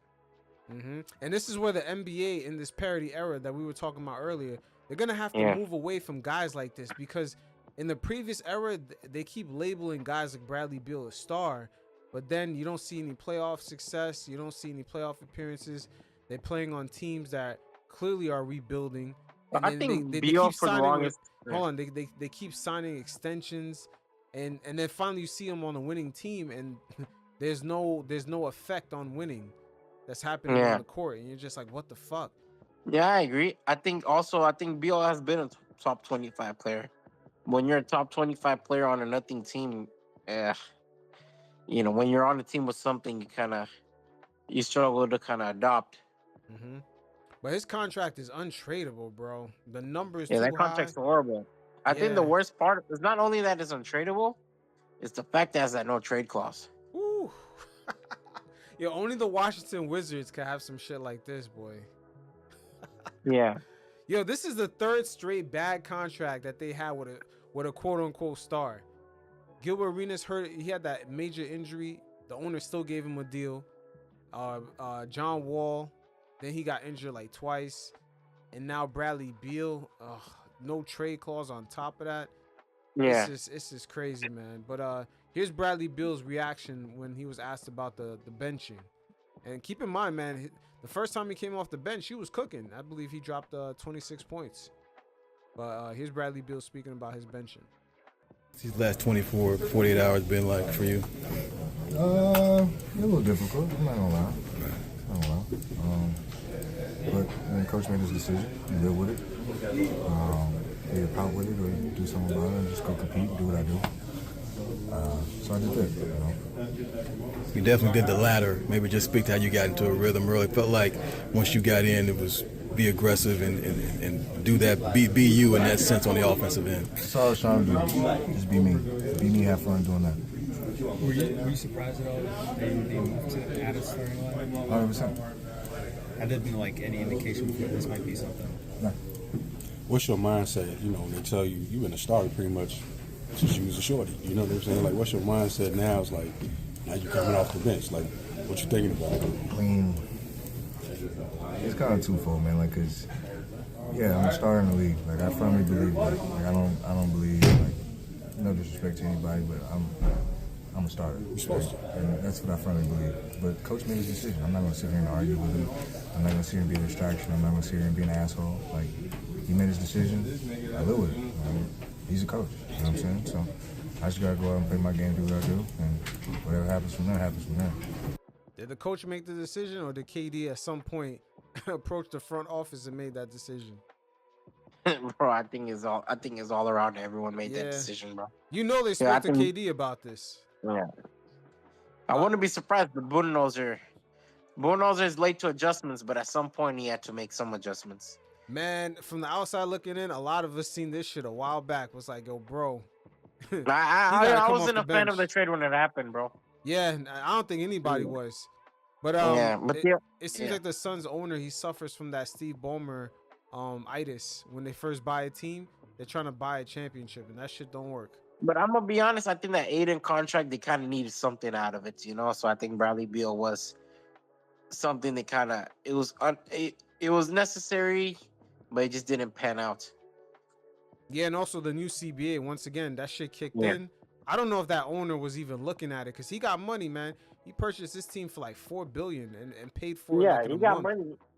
He got money, and I think the DeAndre Ayton, a bad contract you have to cover with another bad contract. You know what it is. The Aiden contract's dog shit. So what can you really do at that point? True. Was it Aiden or Chris Paul? One of those two contracts, still dog shit. So you have to do something with those contracts, regardless. Yeah, and Bradley Beal had to approve that trade to the Suns, correct? Yes, because he has no trade clause. Yeah, and the Suns, man, the way the cap is structured right now, they can only fish out of the minimum market to get a new guy on the team. That's why they got Royce O'Neal and Grayson Allen. And Grayson Allen had a questionable, good season, but questionable overall career. But they were very quick to bite the bullet and give him that extension. Yep. And Tyus Jones actually took less money to come on this team so he could actually start. Yeah, Tyus Jones and Monty Morris. And it's so funny. All this, KD's legacy is attached to all this. Like KD's legacy of just winning something outside of Stephen Curry and the Golden State Warriors. But Bradley Beal had more to say. I'm gonna finish playing this. But those are coach questions. I'm sorry. The crazy part about it was the starting lineup. The original was out there quite a bit tonight. Yeah, it's coach. Oh, that yeah. I mean, but did you sense that was going to be the case? Yeah, it's coach. Will do. How hard is it to get your rhythm coming off the bench versus starting? It's different, for sure. But I just kind of programmed myself like it was my second time coming back into the game. Right? Like I subbed out the first time and I was just keeping my body warm. And when I check back in, just be aggressive off the rip. So it wasn't too bad. That was interesting because Budenholzer, he ended up playing. They're so thin with their lineups, man. He ended up just fucking playing the same guys anyway. Well, here's Bradley Beal talking about how he actually holds all the cards in this situation with his no trade clause. I was gonna say, I'm sure you've been aware of kind of all the other stuff, moving parts around the league, Jimmy and all that. Yeah. There's some speculation around the league that this is related to that. Have you thought about kind of moving on starting line related to the bigger picture? If so, I need to be addressed because I hold the cards. So until I'm addressed and somebody says something different, then I'm gonna be a son. Yo, he holds all the cards, baby. He's right. Yeah, Bradley Beal holds all the cards, and it's funny because he holds all the cards, but even though he signed the no trade clause with the Wizards, they kind of forced him out. Yeah, they did. They kind of forced him out. I mean, at the end of the day, a lot of these guys, you know, they have the superstar accessibility, right? Taking all the shots, getting all the glory, but when there's no winning attached to it, man. Yeah. It's been too many years, bro. After a while, man, it's like, yeah, of course, you know, your talent, you're starting the league, but when are you gonna start having winning attached to your name? Like, it just doesn't make any sense. Like, you got Devin Booker on your team, KD. Like, I think there might be. See, this is where teams that are kind of too top heavy run into a wall. Because somebody has to make a sacrifice. You know what I mean? Like, somebody has to make a sacrifice. And I'm wondering Yeah. if Beal was kind of that guy that already made a sacrifice with his shooting attempts, but the real sacrifice is him coming off the bench, bro. Yeah, that would be the real sacrifice because he can't defend anyone. Yeah, and it's like he does the same thing as Devin Booker. He play makes. Yeah. It's Plays just, off ball. yeah, it's just like the same thing repetitive. Yeah. And KD, even though they got Tyus Jones, Devin Booker's out there, Bradley Beal, yo, one thing about KD, man, there's too much ball handling coming from him at times with that offense. I mean, dude, you don't have a consistent playmaker beside like Tyus Jones and Monte Morris. Yeah, and this was the issue the Clippers had in the bubble with Kawhi and Paul George. They constantly had to bring the ball up and play make. Yeah. And they were never in position to, like, you know, take advantage of an ISO or switch, get a advantage, you know, get a advantageous switch, or just get the ball closer to the hoop. They always had to, like, bring the ball up, start the offense, and then they'll get turnovers off of that. Like, it was just a mess, man. It was just a mess.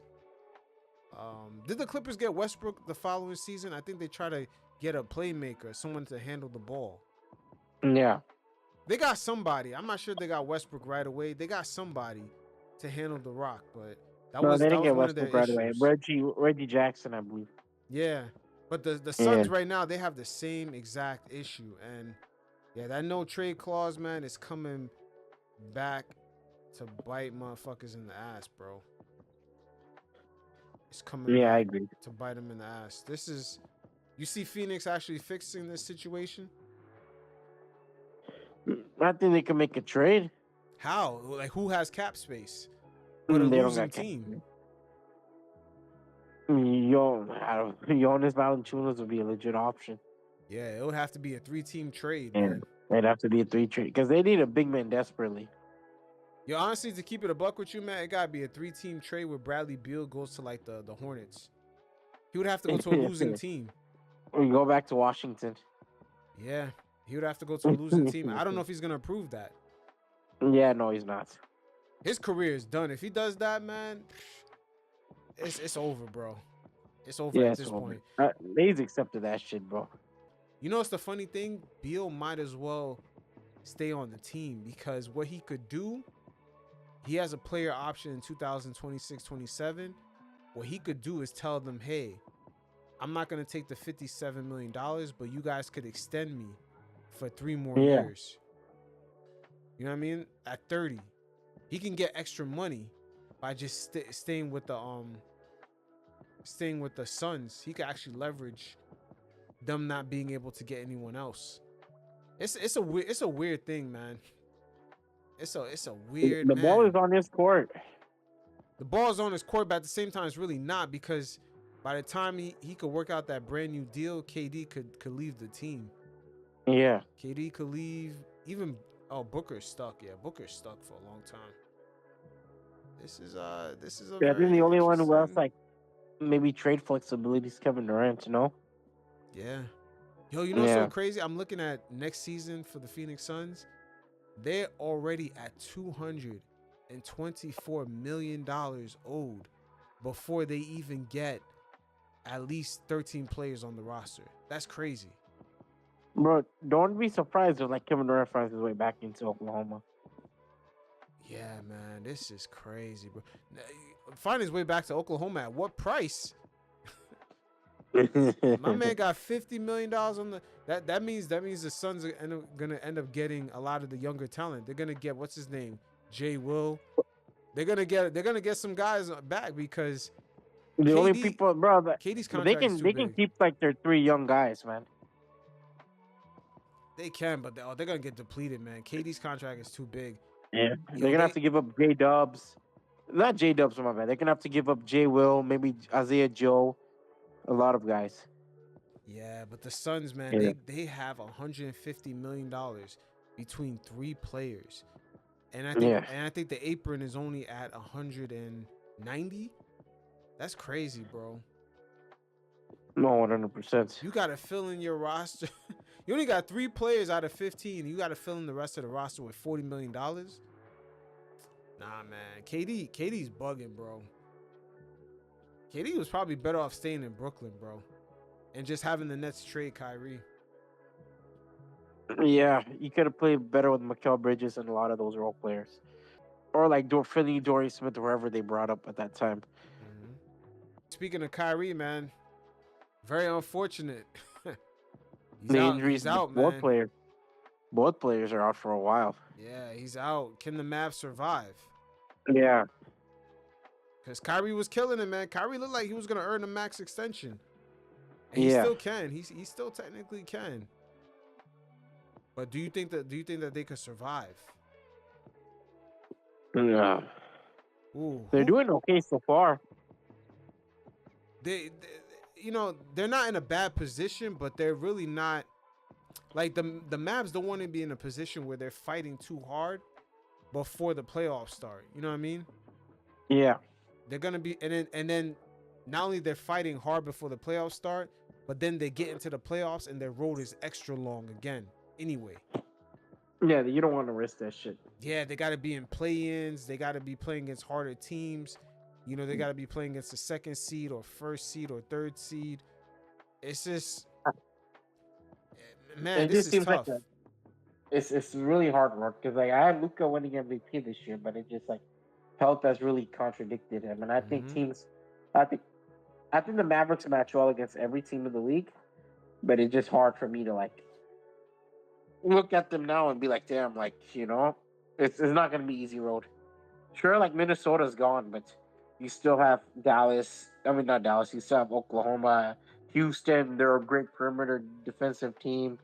The Clippers are surprisingly a good team. Like, you just have a lot of good teams. And Jokic, obviously. You just have a lot of good teams who will make it tough on you to actually win games.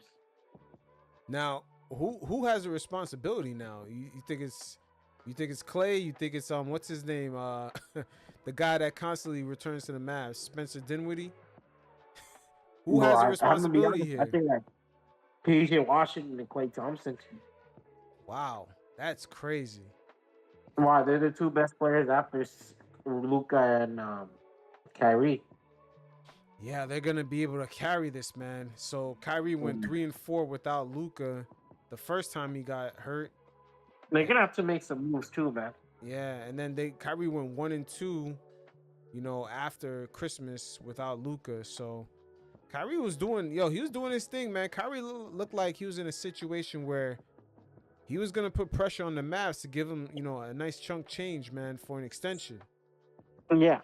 But this is what the Mavs were probably scared of, is Kyrie being injured as he goes up there in age. Yeah, he's always been an injury-prone player. Mm-hmm. But he's been good relatively since he's been in Dallas, man. I don't know. It's the anti-vaccination mandate or what, but you know what I'm saying? Like, he living free, man. Kyrie could do him.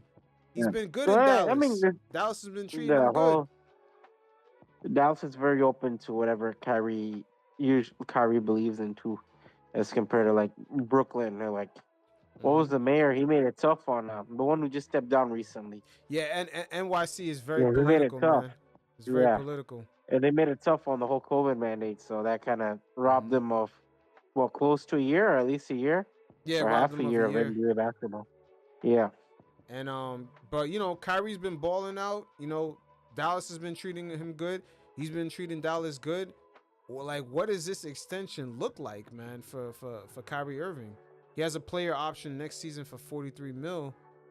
He could opt out of that. I mean, as he should. He's gonna be age 33, and yeah, he should opt out of that and get an extension. Yeah. So how do you think that's gonna really put the Mavs up there with their salary? They have Gafford, PJ, Keebler still on the books. Najee Marshall's on the books. They have a lot of guys on the books. Yeah, Lively is gonna be up for an extension later on, but he's still gonna be on the books as a He still got 2 years. First round He pick. still got like what, 3 years? Yeah, he still got 3 years. Yeah, so like you have a lot more breathing room with him. Yeah, he's making lottery money. Yeah. Yeah, but Kyrie, the number he's gonna command.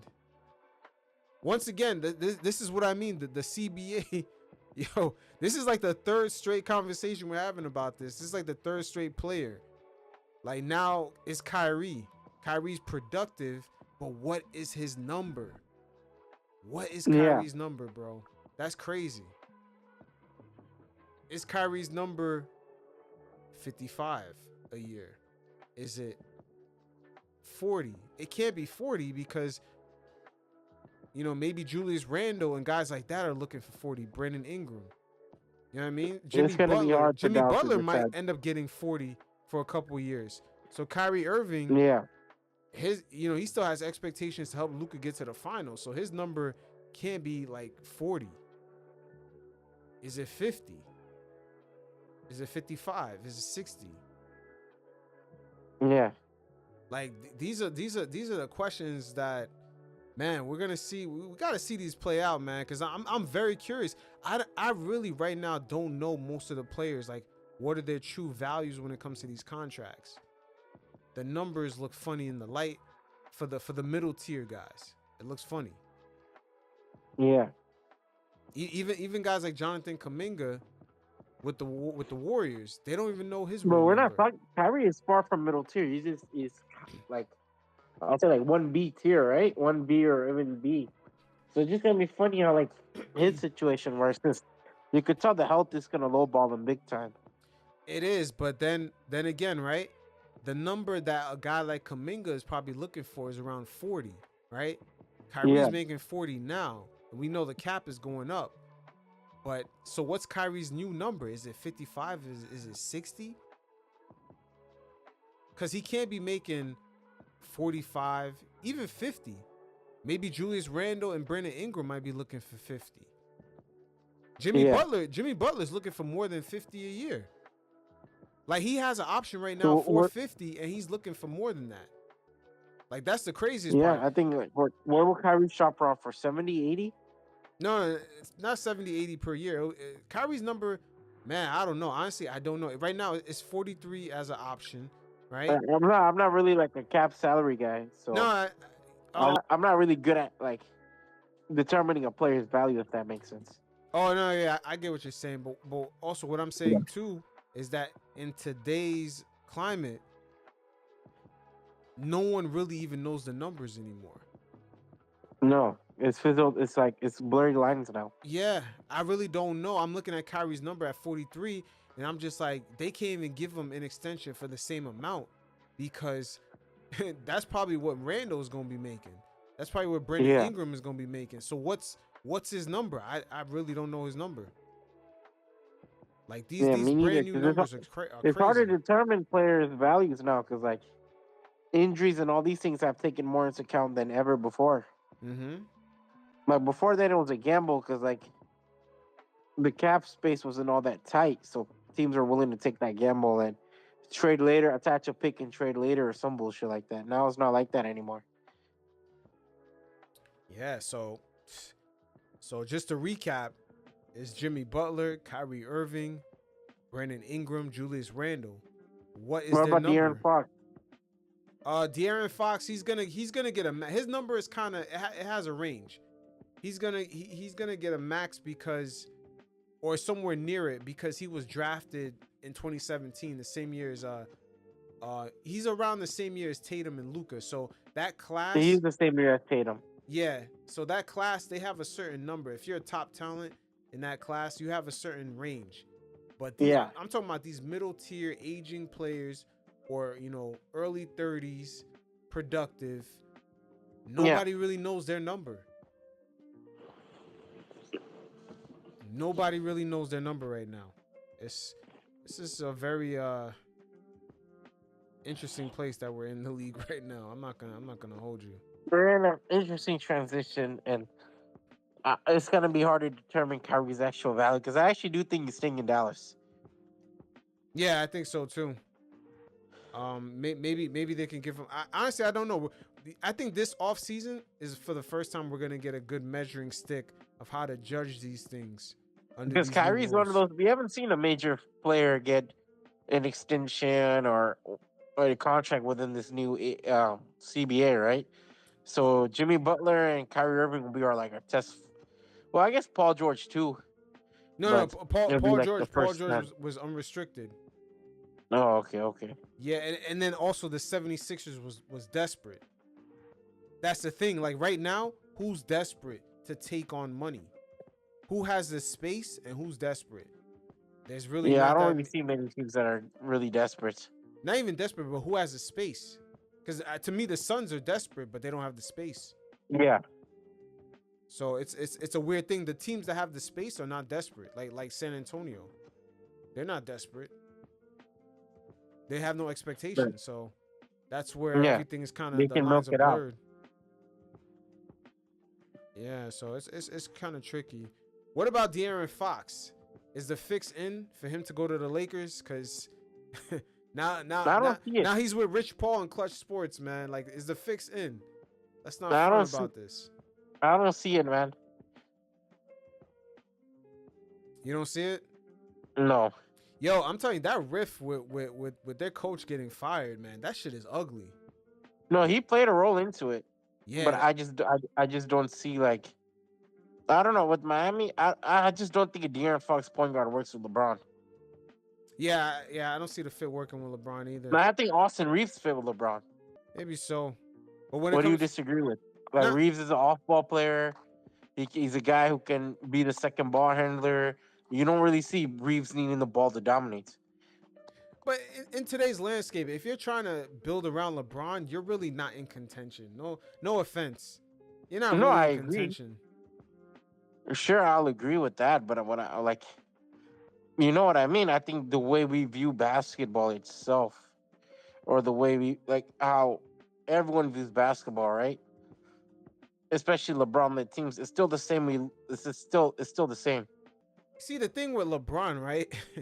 If LeBron was serious about winning, this is my opinion. If he's serious about winning, the minutes would be 32 minutes a game. There would be no 20 plus 7 and 7 with 38 minutes per game, which is unreal. He's not trying to win.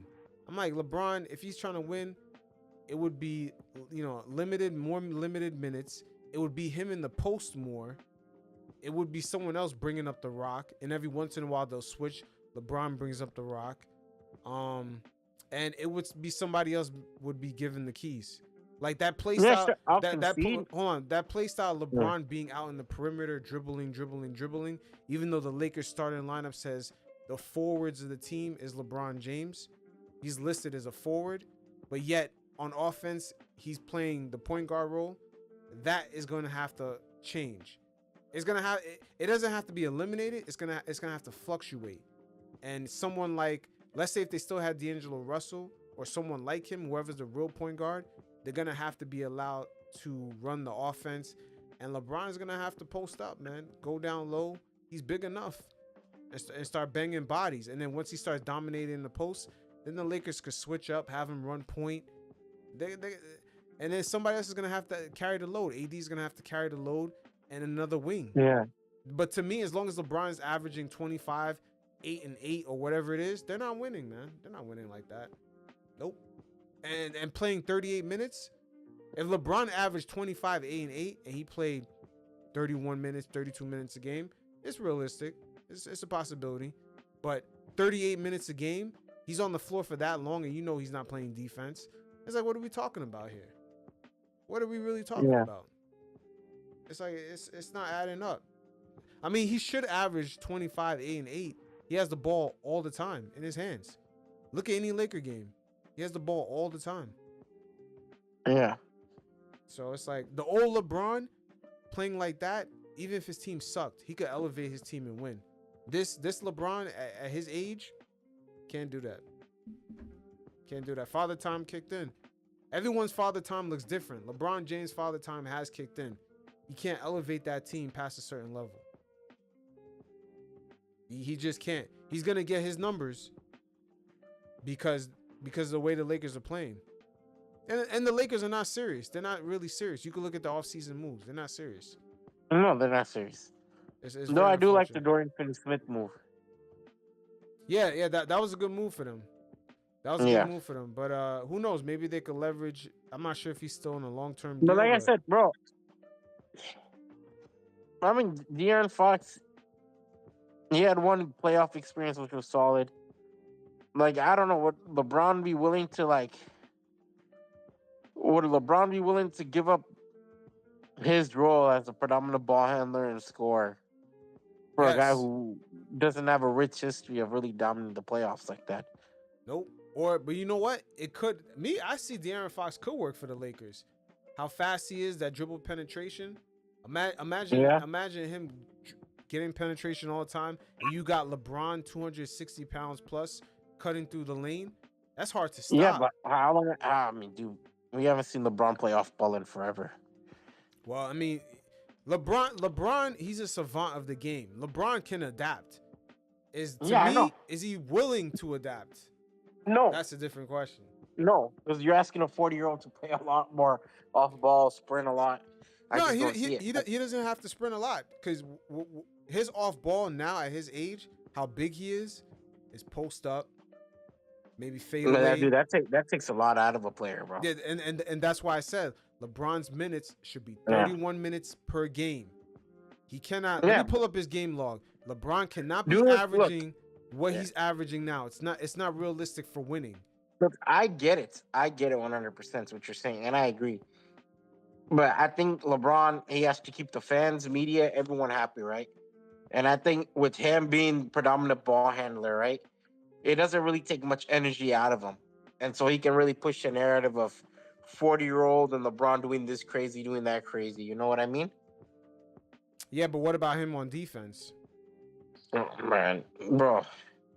I agree. Even his defense has regressed, and I think he takes a lot of plays off of his defensive end, but people don't really talk about LeBron's defensive end or off-ball abilities when they talk about his aging. They talking playmaking and dunks. Bro, well, just when you look at the game log, this is crazy. My man averaged 2022 averaged 37 minutes a game. Yeah. 2023 35 minutes a game. 2024 35 minutes a game. So far this season, 35 minutes a game again. It's like, bro, yo, the minutes should be way less, man. And it makes sense, why the numbers still look the same. The numbers have to look the same. He has the ball, 8 rebounds, 7 assists, Yeah, of course. He has the ball. Yeah. You should have these numbers when you have the ball in your hands, like every possession. But let me ask you a question. On the perimeter, does he have the speed to blow past guys? Or is he getting picks and shoving guys out the way? Have we ever seen LeBron blow past someone just off the dribble? No, of course not. Yeah. And if he can't do that today, how is he defending guys in the perimeter? All these guys today that are fast as hell, all 6'8". Like, man, like if the Lakers want to win 31 minutes a game, sometimes he's in the perimeter, but most of the time he's in the post. He's dominating, he's cutting. De'Aaron Fox, I could see him dominating the ball, getting that dribble penetration with that speed, and LeBron James cutting, and nobody being able to stop LeBron James from laying up the ball nonstop. Nobody's gonna stop him from coming down the lane and doing that. Yeah, it's gonna be difficult. And then AD at the same time, you got to be physical as hell. Like, they could dominate some of these smaller teams. They could just kill them. Oh my God. Yeah, like I said, to me, De'Aaron Fox, I don't know, man. The fix could be in. Because he rejected. Let me ask you this, though. He rejected the extension, right? Yeah. And now Clutch Sports represents him, and he's had a tiff with his coach. I think the Kings are scared. That's why they reacted the way that they did. And the Kings have role players that have regressed. Keegan and Herdier, they're not shooting well from 3 this season. Mike Brown had a nice record too, man. Like they I don't know, man. They let go of him a little bit too quick. Bro, but they've been on a winning streak since they let go of him. That's the weird part. Yeah, but that dude. I don't know how sustainable that is, but they've been winning. Hey, but you know what is so crazy? Mike Brown actually had the most success since the Sacramento Kings had the head coach that led them in the playoffs in that 2002 series. That's crazy. What's his name? Rick Adelman. That's crazy. That was a great coach. That's crazy. But that's how long it's been. Yeah. And for them to let go of him on the phone after he did a press conference on the way to the airport. It's just, he had a training session with the players. Yeah, it's just so tacky, man. It's just I don't know, man. Up. I don't know. These are not good signs, bro, from the Kings. It's not it's not very stable. It's not very stable, and I don't know if they're scared because De'Aaron Fox had declined this extension. He could have got 3 more years. Yeah. But right now they're on a winning streak, ironically enough. So let's see. Maybe they're trying to build something to keep Fox. But I don't know. I see Fox going to like an Eastern Conference team more than likely, man. Or at least like some team where he could really get the best out of him. Because right now, Sacramento's on a 4-game winning streak and they're willing to cater to him, right? But he also needs kind of results in order for him to stay. But I don't know. Like, I think the Lakers are a tough bet. I think people say the Lakers because of Rich Paul and those guys. But like, are the Lakers an ideal fit? I don't really see it unless LeBron's willing to sacrifice his game. But I also think LeBron's on a retirement tour next year. Yeah. When you alluded to that shit with streaming, that is perfect, bro. LeBron's because I see it with tour for WWE. streaming. I'm seeing it with WWE with John Cena, so I'm like, bro, this is like they're gonna do the same shit. It's the formula. Yeah, it's the formula. Because now, like, everyone's gonna tune in to watch LeBron's last game. Woo! It's a lot going on. But it could be a bailout. You know, De'Aaron Fox could be a bailout for the Lakers because I see it fitting if De'Aaron Fox comes in to grab the keys and take the ball out of LeBron James' hands, and now LeBron can go to his final stage before he retires, which is the post game. Yeah. Which is a post game, which is something he should have been doing. He should have done that back in like 20. To be honest with you, since like 2016, he could have done that. Mm-hmm. Yeah, but do you see LeBron every time he goes into the paint or just attacks the hoop? That dude is so fucking... On TV, they make him look a lot smaller, but he's a lot bigger than what he looks like. Yeah, he's a big ass dude. He should be able to pin down almost every player, you know? Yeah, and I'm looking at it like, wow, they really got him just out there on the perimeter, pointing, passing, pick and roll. I'm just like, bro, and if you look at the Lakers starting lineup, he's listed at the 4-5. You know what I mean? Like, this doesn't make any sense. And low-key, that's the conundrum that played out in the Olympics. That's why Jason Tatum really didn't get a lot of burn, because of the politics with LeBron being listed at forward, right? And then when they played, you saw LeBron in the perimeter with Stephen Curry and Devin Booker, right? And then Embiid, of course, had to start. Embiid with the politics of him, you know, with the passport, you know, whatever, that he should have played for Team France, but he chose USA. As long as he probably starts, that was probably a stipulation. So there was a lot of politics. So when you look at it, AD should have been the starting center because he was killing it anytime he got on the court. And then Tatum would have more breathing room to come off the bench as another forward. But instead, LeBron occupies that space. Then AD got to come off the bench at the forward. And then you got Bam. You got real defensive forwards coming off the bench. And then where does that leave Tatum? Where does that leave even Jaylen Brown? Jaylen Brown couldn't be on that team. That's why they got what's his name? Derek White. They needed another guard. Yeah, he fit a lot better. Mm-hmm. But hey, it is what it is. Like, I think the fix, it could be in, man. It could be in for De'Aaron Fox to begin to make his way to LA, because I see this Clutch Sports. We all know what it is. It's really for LeBron, man. And yeah, 100%. This could be the final the final boss. Like in the video games, they say the final boss of getting De'Aaron Fox to LA and perhaps running it with him, AD and LeBron. That's gonna draw a lot. That's gonna fuck up a lot of teams, man. Because I don't think teams have the inside presence to even deal with those guys. Yeah. That's a lot of paint scoring. The only thing the Lakers would have to get some 3-point shooters. They get one deadly 3-point shooter on the wing, it's over. Yeah, they're championship contenders at that point. Oh yeah, definitely they would be. Yeah. That would Imagine bringing in some. That's why I think Dorian Finney-Smith's such a good fit. Yeah, that would fix a lot of fucking problems. Yeah. But hey, man, once I seen De'Aaron Fox with Clutch Sports, I'm like, man, the fix is in. It could be, bro. It could be. The fix is in. Because they have like what 2 clients on Clutch Sports, right, on that team? What, on Sacramento? Yeah. I don't even know. No, I'm talking not Sacramento, LA with LeBron and Anthony. Man, that Davis. whole team is on Clutch Sports, man.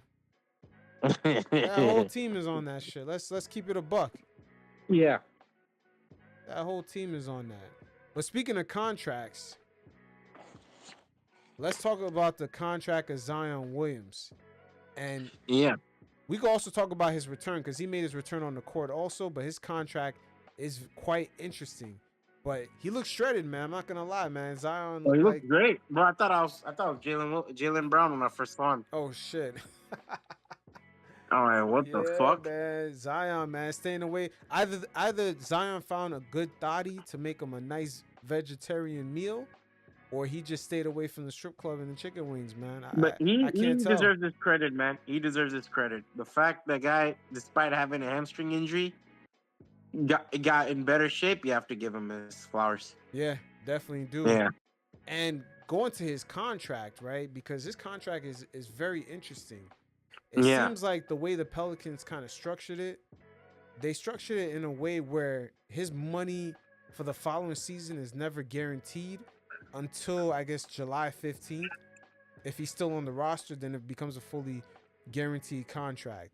And if he's out of shape, right? Yeah. Before that July 15th deadline, his guaranteed money would be a lot less, and the team could actually waive him. Only like a small part of his money would be guaranteed, and the team could waive him. So it's almost like the Pelicans, they structured his contract in a way where even if they traded Zion, right? Let's say he's overweight and he's hurt. Even if they traded Zion, he would still be valuable like that because his contract would be considered a contract where they can cut it off. So low risk, high reward. Yeah, so teams like the Phoenix Suns would probably look to get a contract like him, maybe even send perhaps like Bradley Beal or even Devin Booker. Let's say if they want to blow it up, because they can actually get rid of guys and then take on Zion's current contract, and then once before July 15th hit of the following season, they could just cut him off because his money's not even guaranteed. It's like dead money. So it's interesting the way the Pelicans structured his deal. I'm not sure Zion Williams is happy about that, because that means every single season he's basically almost starting from zero for the next season. Yeah. So like right now, this season, he's actually working for his guarantees for next year. So just by him being in shape, he satisfies 20% of the contract. If he plays in 41 games, he satisfies another 40%. If he plays in 51 games, he satisfies another 20%. He's still on pace to play 41 games, no? Yeah, so he would only get so basically he would only get 60% of his deal guaranteed, and then if he's still on the roster by July 15th, which of course he'll still be on there, then the rest of the money will be guaranteed. But it's like that every single season. I've never seen no deal structured like this, bro. Yeah, the Pelicans put themselves in a win-win situation. Yeah, so even if he's overweight, he's still valuable, man, because other teams are going to be like, oh yeah, we could sign Zion, give him, because he's overweight, we'll give him like $7 million for his guarantee. They can lowball him. Yeah, not even lowball him. That's according to his contract. He has a low guarantee, and then the more he's in shape, the more games he plays, the more guaranteed money kicks in. And if teams don't like it, they can just waive the rest of the deal. Like it's crazy, bro. So I'm just looking at this like, wow, like they really arranged it in a way where they can either get rid of Zion as like a valuable asset, or they can get rid of him as a salary dump for another team. So who knows? The Pelicans could still get a first round pick out of it, a first round pick, or even another valuable star. So it's interesting what they did, but I'm not gonna lie, man. Zion, he looks good, man. He looks good. Looks like he's Did you watch the highlights? Yeah, I seen him strip He was moving Anthony extremely Edwards. well. The block on Rudy Gobert was cold as shit. Mm-hmm. Yeah. The only thing is that, again, his overall game, his technique. You know, how many years he's in the league now? This is his 6th season. 6 years. Yeah. Yeah, he's only played, 190 games. Wow, that's crazy. In five and a half years. 190 games. Last season he played 70 for the first time, but he only averaged 22 points a game. I'm wondering, if we're gonna see any new footwork, post-up move, pick and roll passing, pick and pops, things that are gonna keep him in the league for a long time. Yeah. Yeah, and it's crazy because Udonis Haslem and Amari Stoudemire actually spoke on this, along with Mike Miller, and then they kind of questioned if he had the mentality to stay in the league. And so far right now, him being in shape, he's kind of proving these guys wrong. But let's check out what they had to say. It was quite interesting. But while we on the topics of power forwards, and this is what I want to tap into, when I look around the league and I'm watching these games, one of my favorite players to watch is Zion. But what you think that and this is kind of off the topic of what we're talking about, but I have my opinions. But what you think that he need to do to get over the hump? Because he's one of my favorite power forwards to watch. I see his ceiling so high for this kid. It's just health is one thing. Health is one thing. But you know what I'm saying? Do you think that he has the mentality to get over the hump in this situation and with the Pelicans? It's tough. It's tough when health is an issue, right? And you're not able to play and perform on a consistent basis. And then now you're second guessing your athleticism, you're second guessing your game, and then it now stop you from being able to improve because you got to work on recovery. And I think for Zion, if he work on his perimeter skills, right, he get a lot of points in the paint. Yes, he does. And that's based off athleticism. Yes, he does. But as you get older and time kick in, you got to be able to shoot the rock, make decisions off the dribble. Yes. So I think just kind of improving his game on the perimeter side, and then also keeping it aggressive in the paint flow will be helpful for him. So not just being athletic. Well, yeah. You can't depend on that all the time. And what he's saying is people understand how grueling that is on your body. You guys know. I'm talking about people at home. They don't understand. I'm 6'10", so Zion's 6'7". Right, Zion was 6'5". Probably 6'5", 6'6". 6'6", maybe. Yeah, people don't understand how grueling that is for 82 games to be just a savage in the paint and attack and hit bodies and do that stuff. As your career goes on, like you said, you have to lean on. It's like Bron. Bron's becoming a three-point shooter, man. Right. you have to lean on something else. Absolutely. Yeah, my thing is just, does he have the mentality? Yeah. That's a good question. That's a very good nobody question. gonna change your situation. No doubt. Nobody gonna get you in shape but yourself. Right, exactly. So does he have the mentality is my question, because all the physical shit is there. I love what I see physically, but mentally, does he have the mentality? And you can tell if the mental is there if you're in shape. Yes. When you see somebody in shape, you're like, yeah, he ready. Oh yeah. If he out of shape, you're like, yeah. You know. I agree 1,000%. Yeah. You're doing all summer. Right, exactly. You know what I'm saying? Exactly. I used to take a month off, bro, if that, 3 weeks, maybe a month. And we back at it. And I'm grinding. Right. It's on. Right. I'm hitting that treadmill, running outside, right, back exactly. in the grind. It's a lifestyle when you get to this level. It is. And the earlier you can get your mindset around that, what y'all are talking about, the longer your career is going to be, because it's a lifestyle. When it's over, it's over. Exactly right. Yeah, the thing is the lifestyle, and also just first alluding to what Amari said about the technique. Yeah. Because every single season, Zion actually, his dunk attempts and just his dunking overall has gone down. So there's analytics, they're keeping track of how often, he's going to the rack and he's dunking and he's performing athletic moves. And they have numbers out there showing that he's regressed every single season and he's going at the rack less and less and less. I mean, he's dunking less and less and less. And some of those things that Amari talked about, because he mentioned his height. Zion being 6'5", which the NBA doesn't like to admit. Yeah, Zion's smaller than what he really is. Bro, he looks small now. Like, look at his pictures now. Like, from the pictures I saw like a couple nights back, I'm like, damn, I didn't even know Zion was that small. Yeah, he's they exaggerated his height like KD. Yeah. They definitely exaggerated his height. But yeah, some of those post moves, especially with that big body, he's gonna have to develop a jumper, the pick and pop, sort of like that pick and pop Blake Griffin had at the end of his career. He's gonna have to model his game like Julius Randle, to be honest with you. Or even Amari Stoudemire at the end when Amari had those fucked up knees. Yeah. Because remember, Amari was a high flyer, and then at the end of his career, he had the nice, jumper. He had really good post up moves that he picked up from Hakeem Olajuwon. Zion is gonna have to be, on that type of tip, bro. I'm not gonna lie. But also, they mentioned the lifestyle, and this is where the Pelicans organization.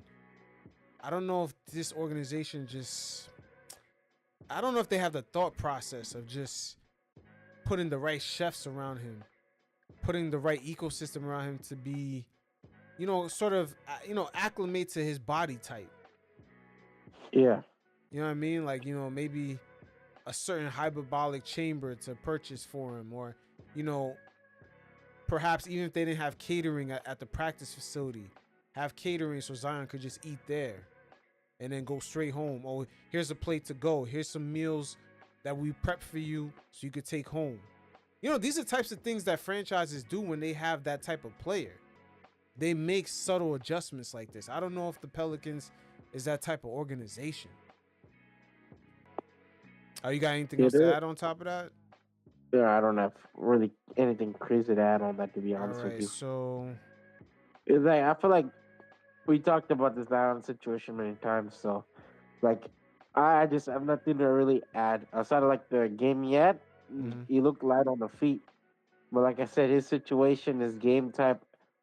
I mean, like I said, he needs to model his game after maybe 2019 Blake, Julius Randle, Amari Stoudemire, kind of guys who were able to transform their game into another realm. Late parts of their careers, that'd be a best option for Zion. Kind of get comfortable shooting some jumpers, not being reliant on being dominant in the paint. Yeah. Now right here, did you hear about some of these? Because we talked about this before, how the league with their NBA League Pass, sometimes the games are kind of hard to watch. Did you see that they cracked down on some of these streaming sites? Yeah, I saw. I tried to go on Metro a couple of days ago and they shut it down. Yeah, some of these streaming sites actually had shut down. It's crazy how the guy that owns it, he put up a message as if he's taking a break. He's like, I'll be taking a break from live streaming. Reminder. Yeah. The only domains I operate. Yeah, so I'm gonna read it what he posts up on here, man, because this shit's kind of crazy. You would think he's running Facebook or some shit with the statement he made. Wait, hold on. Say that again. I said you would think he's running Facebook or some shit with the statement he made. Yeah, the statement he made on his site was kind of crazy. I'm gonna read it right here. I'll be taking a break from live streaming. Reminder that the only domains I operate are Met Streams and Incrack Streams. And then yo, this is nuts, man. You'll most likely end up on those sites with similar names. These are not my sites. They're not owned by me. Proceed with caution. And then he proceeded to put a Discord link.